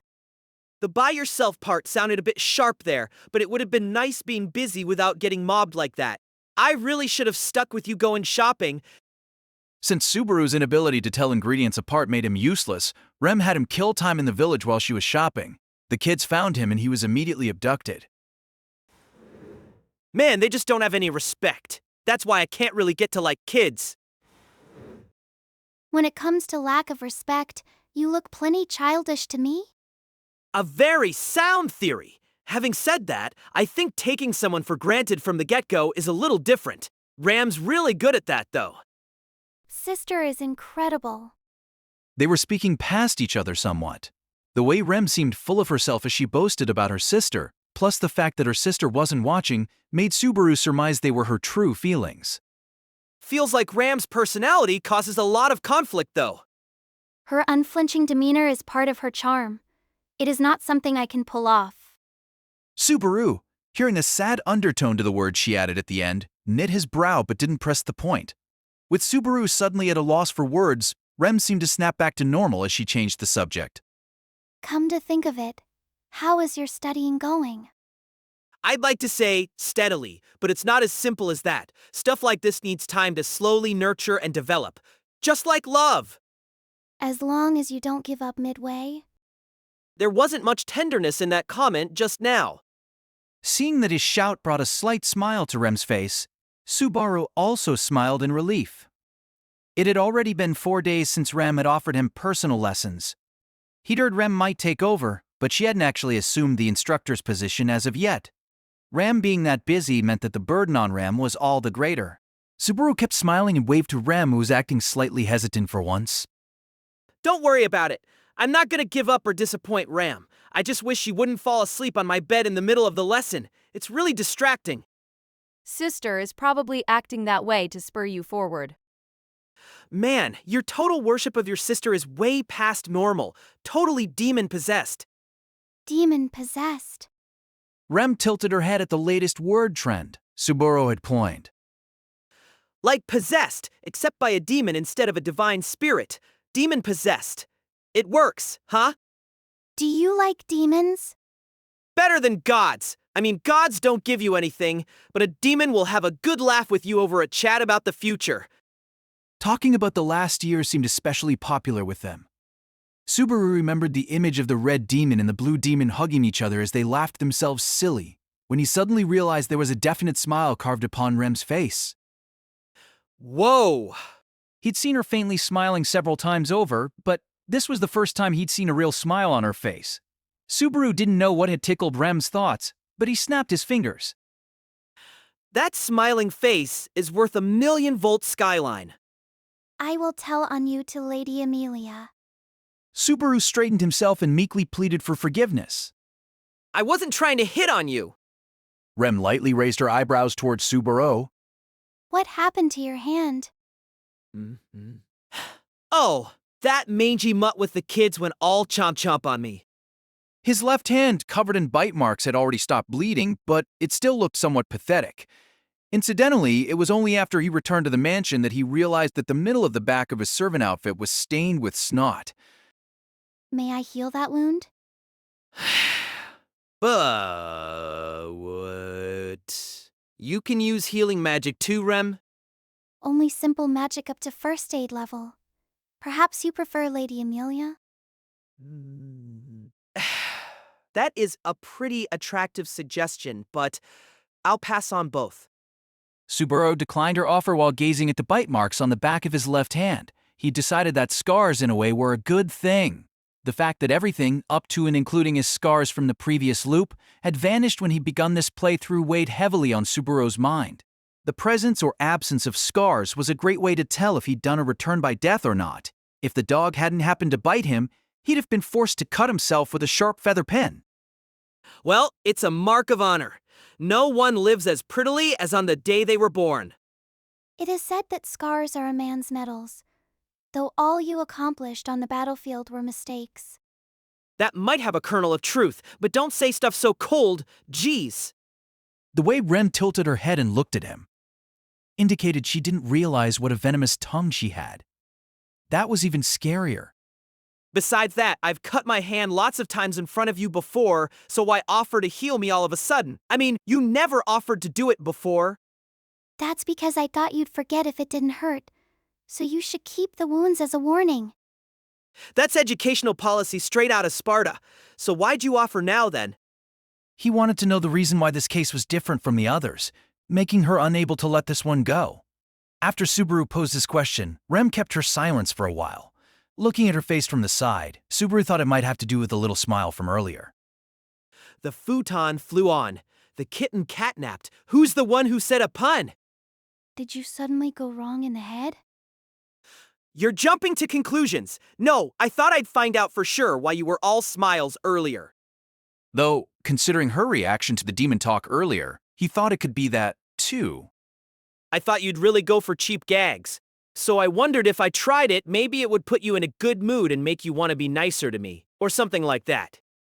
Do not expect you will get a chance to have me heal your wounds ever again. You're that angry? I have been this angry since earlier from your bad-mouthing sister behind her back. I do that a lot lately. The look Rem shot at Subaru grew sharper still thanks to that last comment. Fearful, Subaru gave up on apologizing, closing his mouth and gazing at the sky. Evening was slowly giving way to night. That was when he felt his limbs stiffen. After all, it was his second time in that world, reaching the fourth day. So the challenge is to get to tomorrow morning safely, but before that came another important challenge, making sure that he actually had a promise with Emilia for a date to begin with. For the second time, Subaru Natsuki was approaching his greatest crisis during his first week at Roswaal Manor. With things having gone so much against his experiences during the first loop, he couldn't really call it smooth sailing, but the greatest danger was indeed that moment. And so, with a slight blush, Emilia said to him, So, since Ram and Rem both said they weren't going to show their faces here tonight, I've come to supervise your studying in their place. Not that I can do much to help. and cutely stuck out her tongue. With Subaru sitting facing the desk, having Emilia sitting on the bed, watching him like a hawk, was ferociously whittling down his endurance. Here was a cute girl in the room of a teenage boy, just the two of them. Late at night like this, surely no one could blame Subaru for losing his concentration as he struggled against his baser instincts. You're taking studying more seriously than I expected, Subaru. Subaru was desperately chanting innocent inside his head, unable to feel innocent at all when Emilia got up and voiced her admiration. Apparently she'd bathed just earlier. The faint hint of warmth hovering around Emilia, mixed with her own scent, were two more sharp blows to Subaru's state of mind. Subaru fumbled with his notebook as he opened it to show Emilia where he'd gotten in his studying.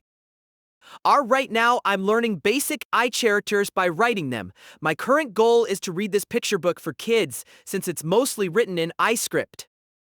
The goal is a picture book. What? It's got an interesting story or something. Emilia lightly shook her head at Subaru as her hand stopped midway through browsing the picture book he was using for reference. Well, nothing big, but yes, a little. When you can read this too. Yeah. Audibly closing the book, Emilia sat on the bed once more and got comfortable.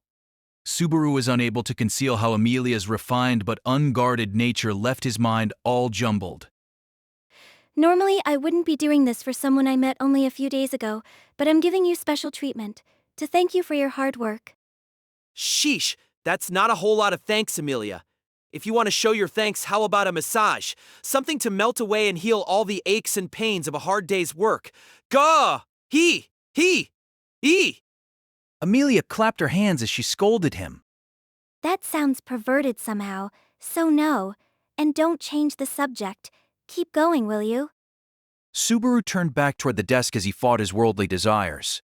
Subaru chanted innocent, innocent in his head as he wrote the characters onto the notebook, driving out idle thoughts as he focused his head on one thing at a time. Goodness, you can do it just fine if you don't let yourself get distracted. That's because I lose track of everything around me once I'm into something. That's why I'm straight like an arrow aimed at the person I like. Is that so? It'd be nice if the person you like notices that sooner rather than later.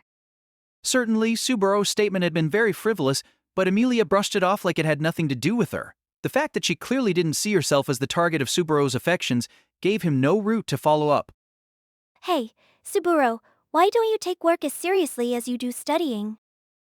My motto is to be diligently undiligent, is what I would say, but this isn't the right mood for that. It's a serious matter.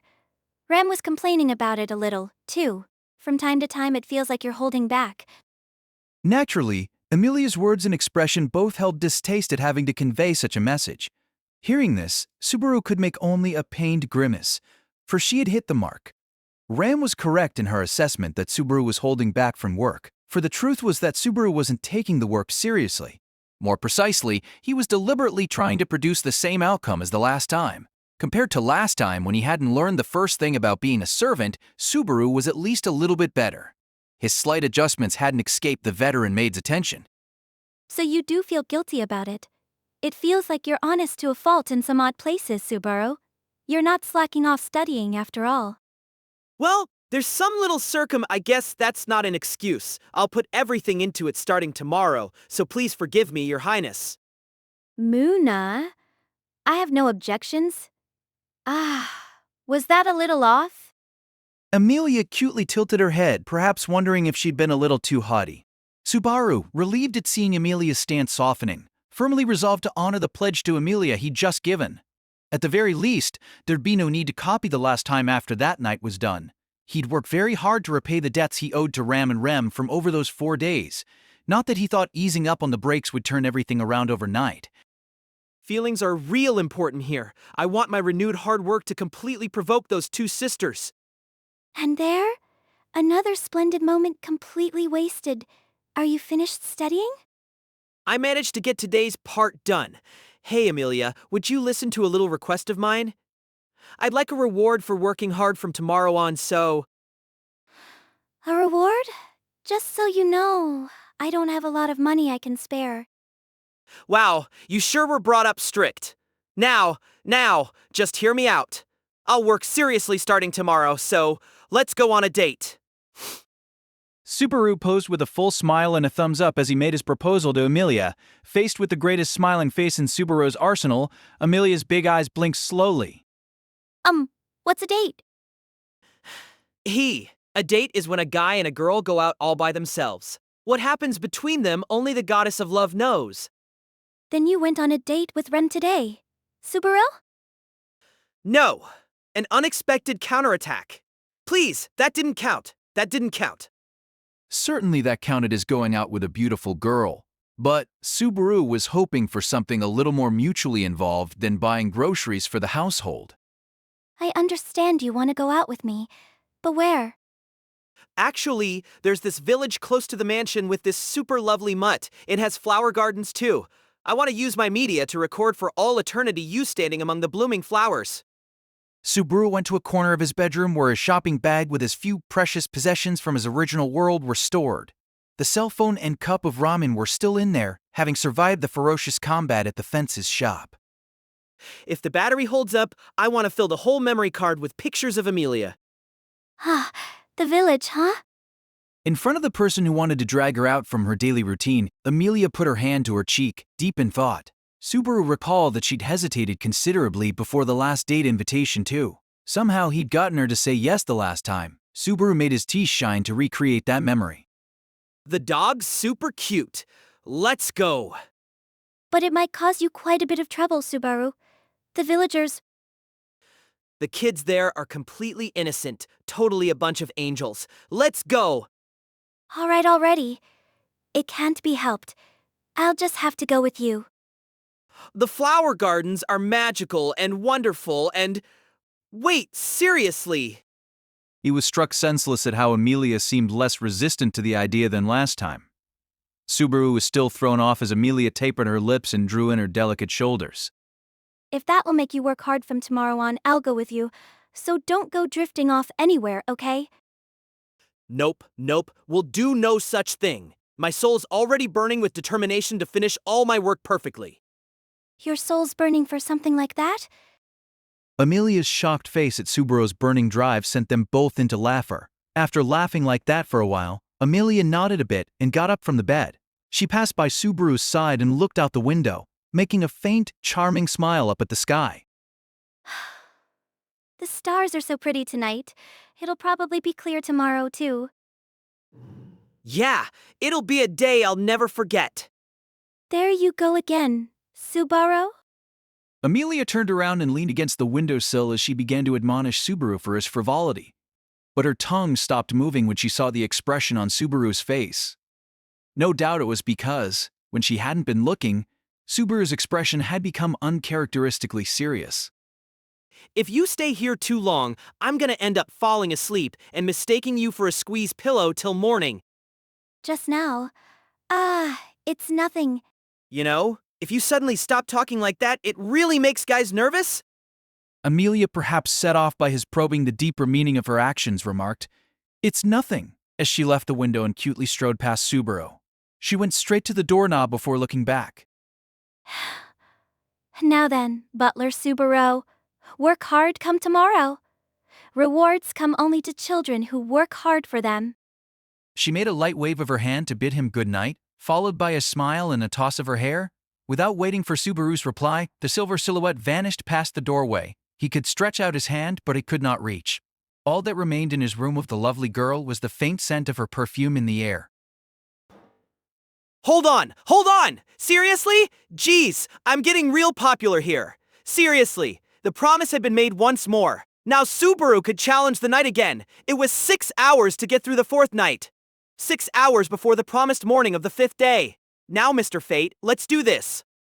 Subaru was sitting on the floor with his back against the bed, anxiously passing each moment as he waited for daybreak. The coldness of the floor hadn't really registered in the 2+ hours he'd spent sitting there, but Subaru's body was extremely, almost excessively aware of the cold. The reason was simple. Who could sleep with his heart pounding like this anyway? His heartbeat was fast and loud, making large thumps that he could swear were ringing in his eardrums. His senses were keen to the point of feeling his blood coursing through his whole body. His fingers throbbed non-stop like they were numb. Here's what I get for looking forward to the promise with Emilia. Geez, I haven't had this much trouble sleeping since before that picnic in 1st grade, and I ended up oversleeping for the school trip. Really takes me back. His reminiscing distracting him somewhat, Subaru glared at the sky he'd been looking up at for hours on end. Still a long time, he belatedly thought. It was about 4 hours until morning. He didn't feel sleepy whatsoever, but remaining on guard for whatever might occur had frayed his nerves. Thinking of the possibility of an attack made it impossible for him to focus on anything else to kill time. Besides, continuing to think was the only thing Subaru could do. He'd redone the last 4 days. As in, 4 days for the second time. There were numerous differences in discord with prior events.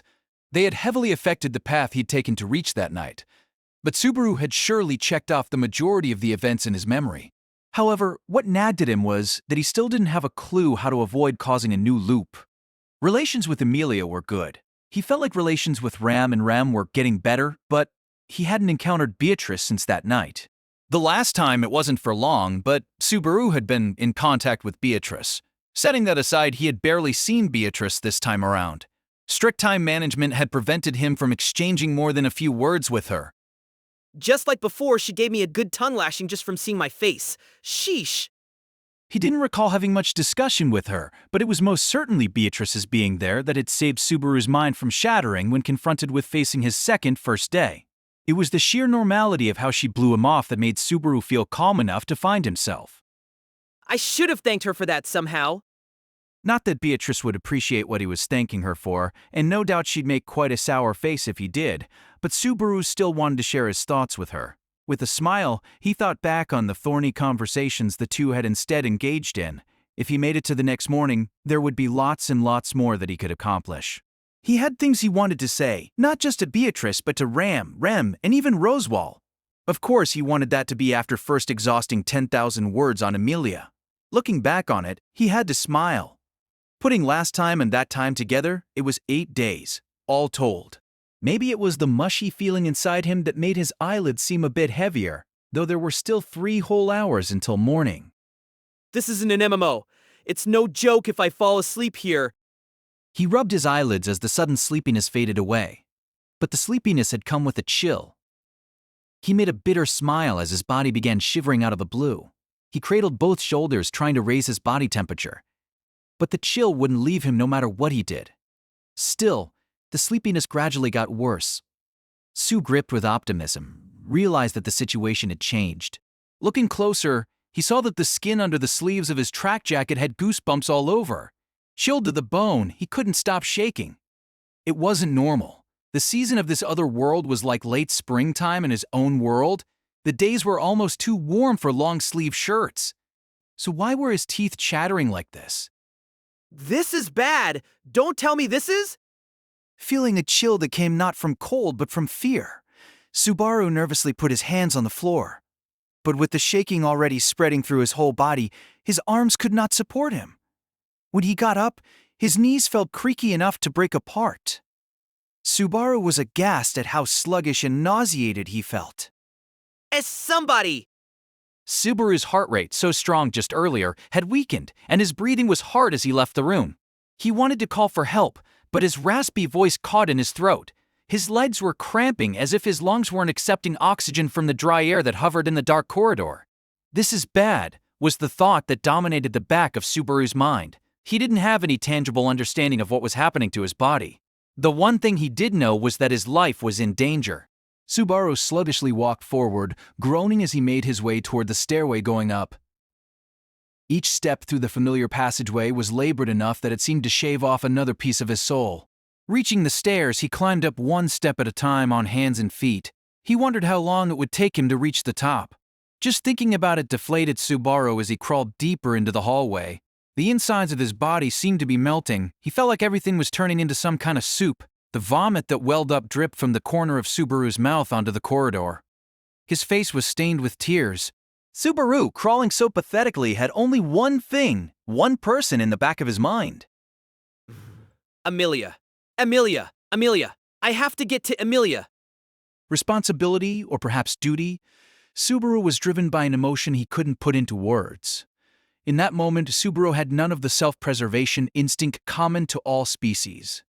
Subaru, crawling his way to Emilia's room, was already barely breathing, his arms too weak to bear the weight of his body. He leaned against the wall and slid his way forward. Anyone watching would have felt less pity than disgust at his having lost the dignity of walking upright like a man. What? His whole body was sluggish. His breaths were ragged as his ears continued their high-pitched ringing. So it was pure happenstance. One might even say dumb luck that Subaru noticed the strange sound. Getting a bad feeling, he stopped moving. His shoulder slid down the wall. He pressed his head against the floor. The next moment, an impact blew Subaru back. Subaru's body, flopping to the floor but a moment before, flew. He bounced several times, his face literally wiping the floor as Subaru realized something had hit him incredibly hard. There was no pain. However, he felt a malaise like everything from the tips of his fingers and toes to the middle of his chest had gone through a blender. What hap? What happened, he started to say as he tried to put his hand to the floor to lift himself. but his shaking hand had no strength to grip the floor. That was strange. He had no balance. His right arm was working so hard, what was his left arm doing? Where'd it run off to? Annoyed for no tangible reason, Subaru glared at his useless left arm. That was when he realized that everything left of his shoulder had been torn off. Huh? Falling on his side, Subaru gazed dumbfounded at his amputated left arm. A large quantity of blood gushed out from the wound carved into him that had sent his left arm and shoulder flying, dyeing the hallway red. A moment after he noticed the existence of the wound, Subaru was racked with pain like lightning coursing through his whole body. Subaru, no longer able to process the pain and heat, flailed around like a stranded, dying fish and slammed himself against the ground several times too, choked up to even scream. His vision faded, with red and yellow light mixing together as Subaru's consciousness faded from the mansion. I want to die. I want to die. I want to die. I want to die. I want to die. I don't want to live. I just want to die. I'll die soon. I'm dead. I don't know anything. Everything's far off. Can't remember anything. Don't care about anything. Just let me die already. As if responding to Subaru's earnest plea, that faint sound was the last thing he heard before his skull was smashed, granting his wish. Waking up screaming was an experience that was bad for the heart. Subaru, thrusting off the sheets as he woke, breathed raggedly as he absorbed the shock. It's here. It's here. It's here, isn't it? He stretched his left hand into thin air as if grasping for something with it. His severed, blown-off left side was intact. Clutching his right arm to confirm it, too, was there. The sense of loss Subaru absorbed for a while made him shake and feel sick to his stomach. Subaru felt like his heart was wrenching as he looked at his restored left hand. Of course, there were no scars either, not from being blown off, not from the dog biting the back of his hand. I've gone back again. The vanishing scars meant that Subaru had lost his bout against fate. He'd gone back in time. Perhaps one could instead say that he'd been given another chance for a rematch. At any rate, he had to confirm the time, and as he arrived at that thought, Sorry. Good morning. Subaru finally realized that the twins were clutching each other in a corner of the room as they watched him. Like small animals keeping their distance, neither replied to Subaru's completely out-of-place greeting. Subaru scratched his head as he wondered what he should do. Ram and Rem had no doubt forgotten about Subaru. That pained Subaru's chest somewhat, but Subaru ignored the pain and formed a smile. He'd show his sincerity as the first step to getting along. After all, even if they'd forgotten him, he hadn't forgotten them. Sorry for the trouble. Subaru Natsuki rebooted and ready to go. Subaru strongly rose from bed, standing and pointing his index finger to the heavens. Disregarding the twins' surprise at his sudden approach, Subaru remained in his dramatic pose and said, "By the way, what's the date and time?" And so began his first day at Roswaal Manor for the third time. Looking back on his memories of the 4 days, Subaru came to a conclusion. So when I went back the first time, it was debilitation causing death in my sleep.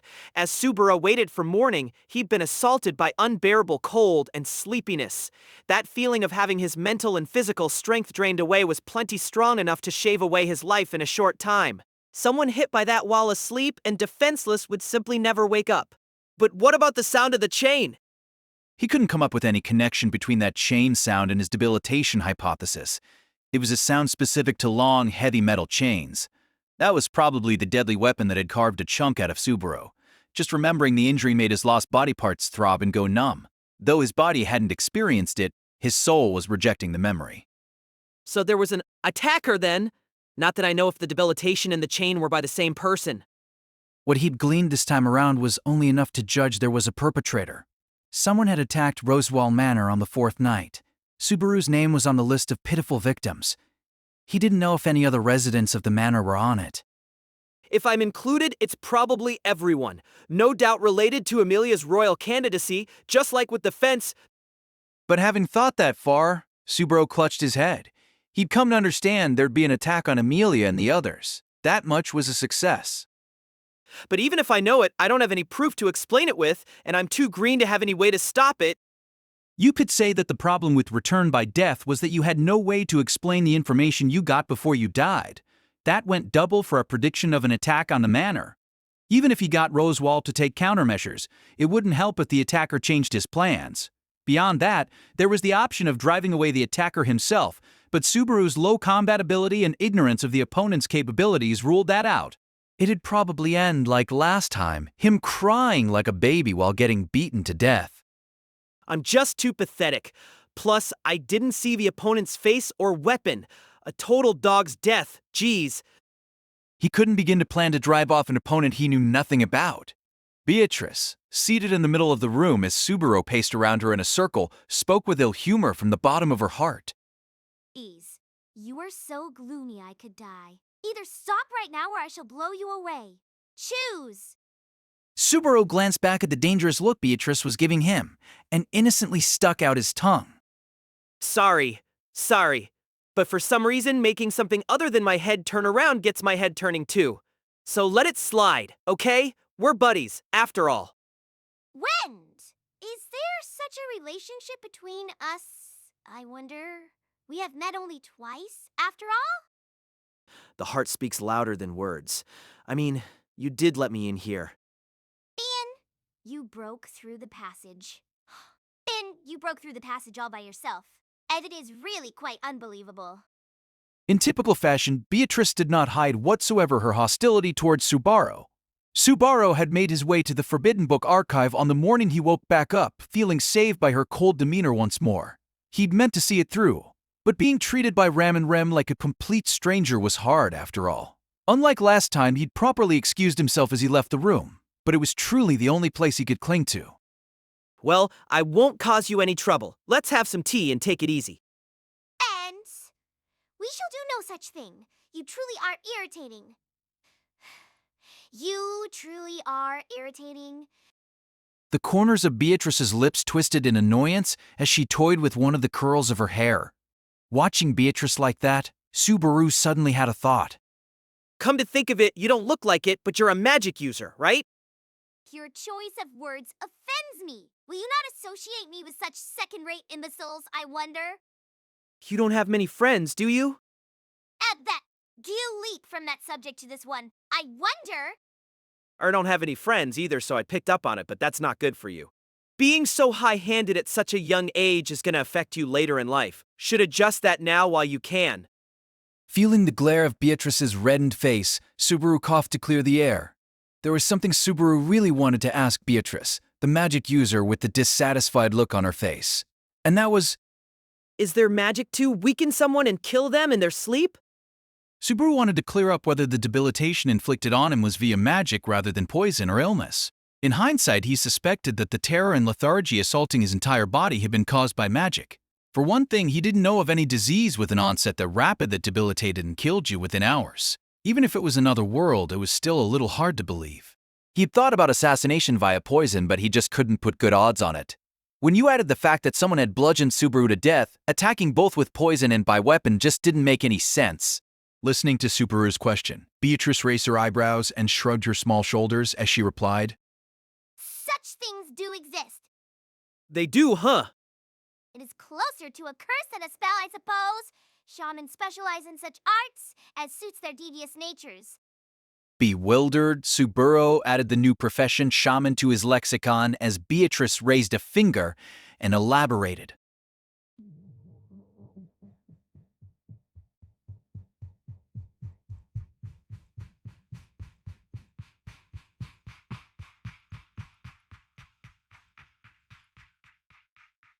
Inflict as a nation of Gustico to the north and practice an offshoot of magic spiritualism.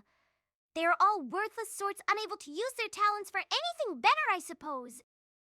But how do you call someone who can kill someone else with a curse worthless? Oh! Because that is all they can do. Curses have no use except to inflict harm on others. That is why they are the pettiest of all mana practitioners, I suppose. Apparently, aversion to the dark arts was so ingrained that Beatrice could not hide her disgust. Subaru wasn't trying to stick up for curses either. He simply craved all the information he could get, visibly prodding her for more. So curses can do things like what I said earlier. I believe they can. But are there not simpler methods than a curse? I wonder. Simpler? Believe you have experienced it already. As Subaru inclined his head, Beatrice turned her palm toward him with a cruel smile. The malevolent smile that in no way suited a little girl clued in Subaru as to the true meaning of her words. You mean I could have died from that invasive mana drain thing? Mana is the force of life itself, I suppose. Had I continued draining you so strongly, I could have indeed weakened you until you died. It is a much easier and more reliable method than relying on a shaman. So that thing you used at the first day. You mean one slip and I was a gunner? I held back because held back! Because having your husk in here would be too much trouble, I suppose. Don't say husk. That sounds like I'm a bug. Subaru himself wondered why he felt such tranquility there when Beatrice truly thought of him as nothing more than that. Don't tell me you were the one who killed me. Would be more peaceful if I had killed you and we weren't having this conversation. Unfortunately, I am quite busy, so I lack the time to bother to kill you, I suppose. Beatrice held her hands behind her back, striding past Subaru to stand before the bookshelf. The hem of her goth loli outfit quivered as the little girl stretched, trying to get to a place just a little bit higher than she could reach, when… Is it this one? X! The one next to it! Give it to me already! Give it to me already? Yeah! Subaru took the unexpectedly thick tome off the bookshelf and handed it to Beatrice, whose cheeks were puffed out. Beatrice kept up a sullen look as she accepted the book from him, not speaking a single word of thanks as she sat on a stool in the center of the room. He'd seen her several times like that in the archive of forbidden books. It probably suited her better than an actual chair. What kind of book are you reading, anyway? Yo! Runma contains a method for driving an insect out of a room. A bug in an archive? Ha! Sounds horrible. What kind? It has large black eyes and a foul mouth. Also, it thinks rather highly of itself. That's pretty specific for an insect. They're… He looked around the area, thinking of driving it off straight away if he could. As Subaru twisted around his neck, his eyes fell upon the book once more. Beatrice went, Is there still something you want, I wonder? If not, could you please go? Right. Is that mana drain something anyone can do? Should I feel slighted? I wonder. In this manner, only Pucky and I can perform such a feat. Even Roswaal cannot. I thought he said he could do it all. So Roswaal was indulging in vanity? That or mana drain was an unexpectedly rare skill given the simplicity of its effect. Anyway, don't go sucking people dry too much, okay? Especially me, I'm seriously short on blood right now, so I'd weaken and die pretty easily. Yeah, because the flesh was all restored, but the blood was not. Well, I had no obligation to go that far regardless. To Beatrice's declaration, made with a shrug of her shoulders, Subaru tilted his head and went, The grammar she'd used just then implied something rather odd. The way you said that just now, it sounded like you closed my wound. Don't tell me you're petty enough to take credit for Emilia's work. That half-baked little girl lacks the power to heal a fatal wound. She and Pucky stopped the bleeding, but I healed the wound. She and Pucky stopped the bleeding, but I haven't. I'm seriously super conflicted here. The circumstances of Subaru's recovery had been exposed in highly unexpected fashion. Subaru had been absolutely certain that Emilia had healed his wounds just like she'd done in the alley previously, but, though he narrowed his eyes suspiciously and made a look of doubt, Beatrice was unmoved. Barring her being a liar of exceptional gall, the truth was no doubt as she'd spoken. Meaning Beatrice was…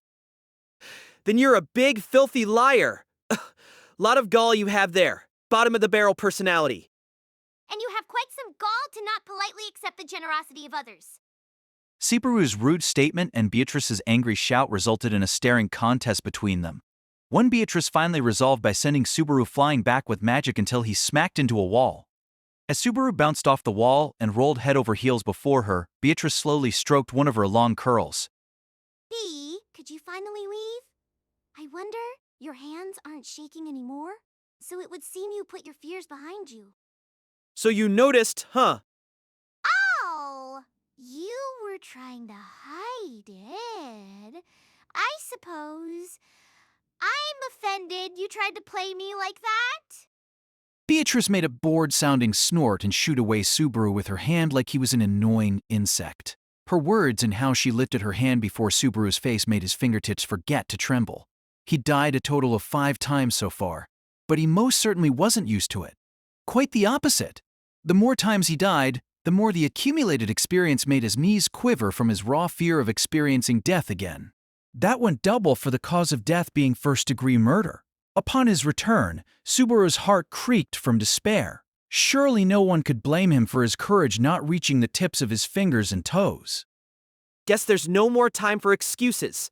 Man, you're not nice at all. Sighing away the last cobweb, Subaru got up and reached toward the archive's door. Subaru looked back and made a bitter smile toward Beatrice, who wasn't even looking at him. Sorry, but thanks. See you next time. I shall take more mana from you next time, so could you simply stay away, I wonder? Her eyes remained fixed on her book as she verbally brushed him off. Feeling Beatrice's attitude spurring him onward, Subaru turned the knob and slipped through the passage. Then, Wait, the insect from earlier? Don't tell me you meant me! You want to leap not on your feet, but through the air? I suppose?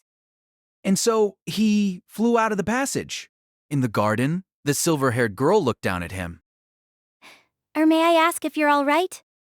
That kindness alone heals my wounds. That much is no lie. Subaru slumped his shoulders as he spoke.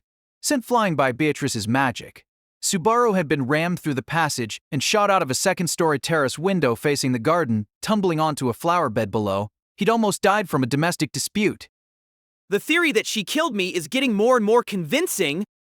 I think Rem fertilized that flower bed with manure yesterday. Who 3-second rule? Having been thrust into the flower bed for more like 30 seconds than 3, Subaru leapt out. He desperately tried to brush the mud, and perhaps things other than mud, off him as he stood before Emilia at an oddly close distance. It doesn't count! It doesn't count, right? That was yesterday and all! Well, just think of it as, when bad luck is with you, good luck is not far away. And Emilia's already in consolation mode. As Subaru wiped away small tears with his sleeve, Emilia, a bitter smile on her noble face, must have felt pity for him as she touched the pendant between her breasts. Puck, wake up. The green crystal flared lightly, responding to Emilia's call. The light formed first the contours, then the full image of a little cat that materialized and rested on Emilia's palm. The little kitty heavily stretched its little body, looking like it was making the yawn. Good morning, Leah. Subaru's up already. Good morning, Puck. Sorry to wake you all of a sudden. But could you wash Subaru, please? Puck, watching with one eye as Emilia pled her request, suddenly oohed as he looked in Subaru's direction. Looking at Subaru's mud-covered appearance, he nodded, apparently agreeing with the girl's request. Time for a bath then. There. Bath is putting it mildly. Whoa! As Puck thrust out both hands, the dazzling, pale light that came from them turned into a large amount of water the next moment, slamming into Subaru's upper body with incredible force, scrubbing away all the world's impurities. That's a water cannon. Whoops! I threw off his balance a little. With Subaru's body turning around from his upper body being bathed in water, Puck adjusted the water flow in the other direction with a little too much oomph. Subaru was unable to resist being turned right to left, round and round. See? You're all clean now. Isn't that nice? When you play with me like that, my heart goes round and round. Subaru, sitting on a soggy patch of grass, was groggy with his eyes still spinning. He wiped his face with his soaked sleeve and somehow rose up despite his wobbly state. Man, if you're that rough, I'll start seriously thinking you're the culprits. I'm not sure what I'm being suspected of, but I'm deeply, deeply hurt. Nya? As the little kitty floated in midair, pretending to be upset, Subaru pressed a finger to his narrow forehead and turned him toward Emilia as he cried out. Somehow, this was the most frivolous, wonderful reunion he'd had so far. Putting aside that Emilia should have been tearfully rushing to greet Subaru upon his revival from mortal injury, he wondered what he should say as his first step to resolving the situation. Biwa. Huh? Mech surprise. I am sorry I can't ha. What are you two doing? My sides hurt. I'm going to die.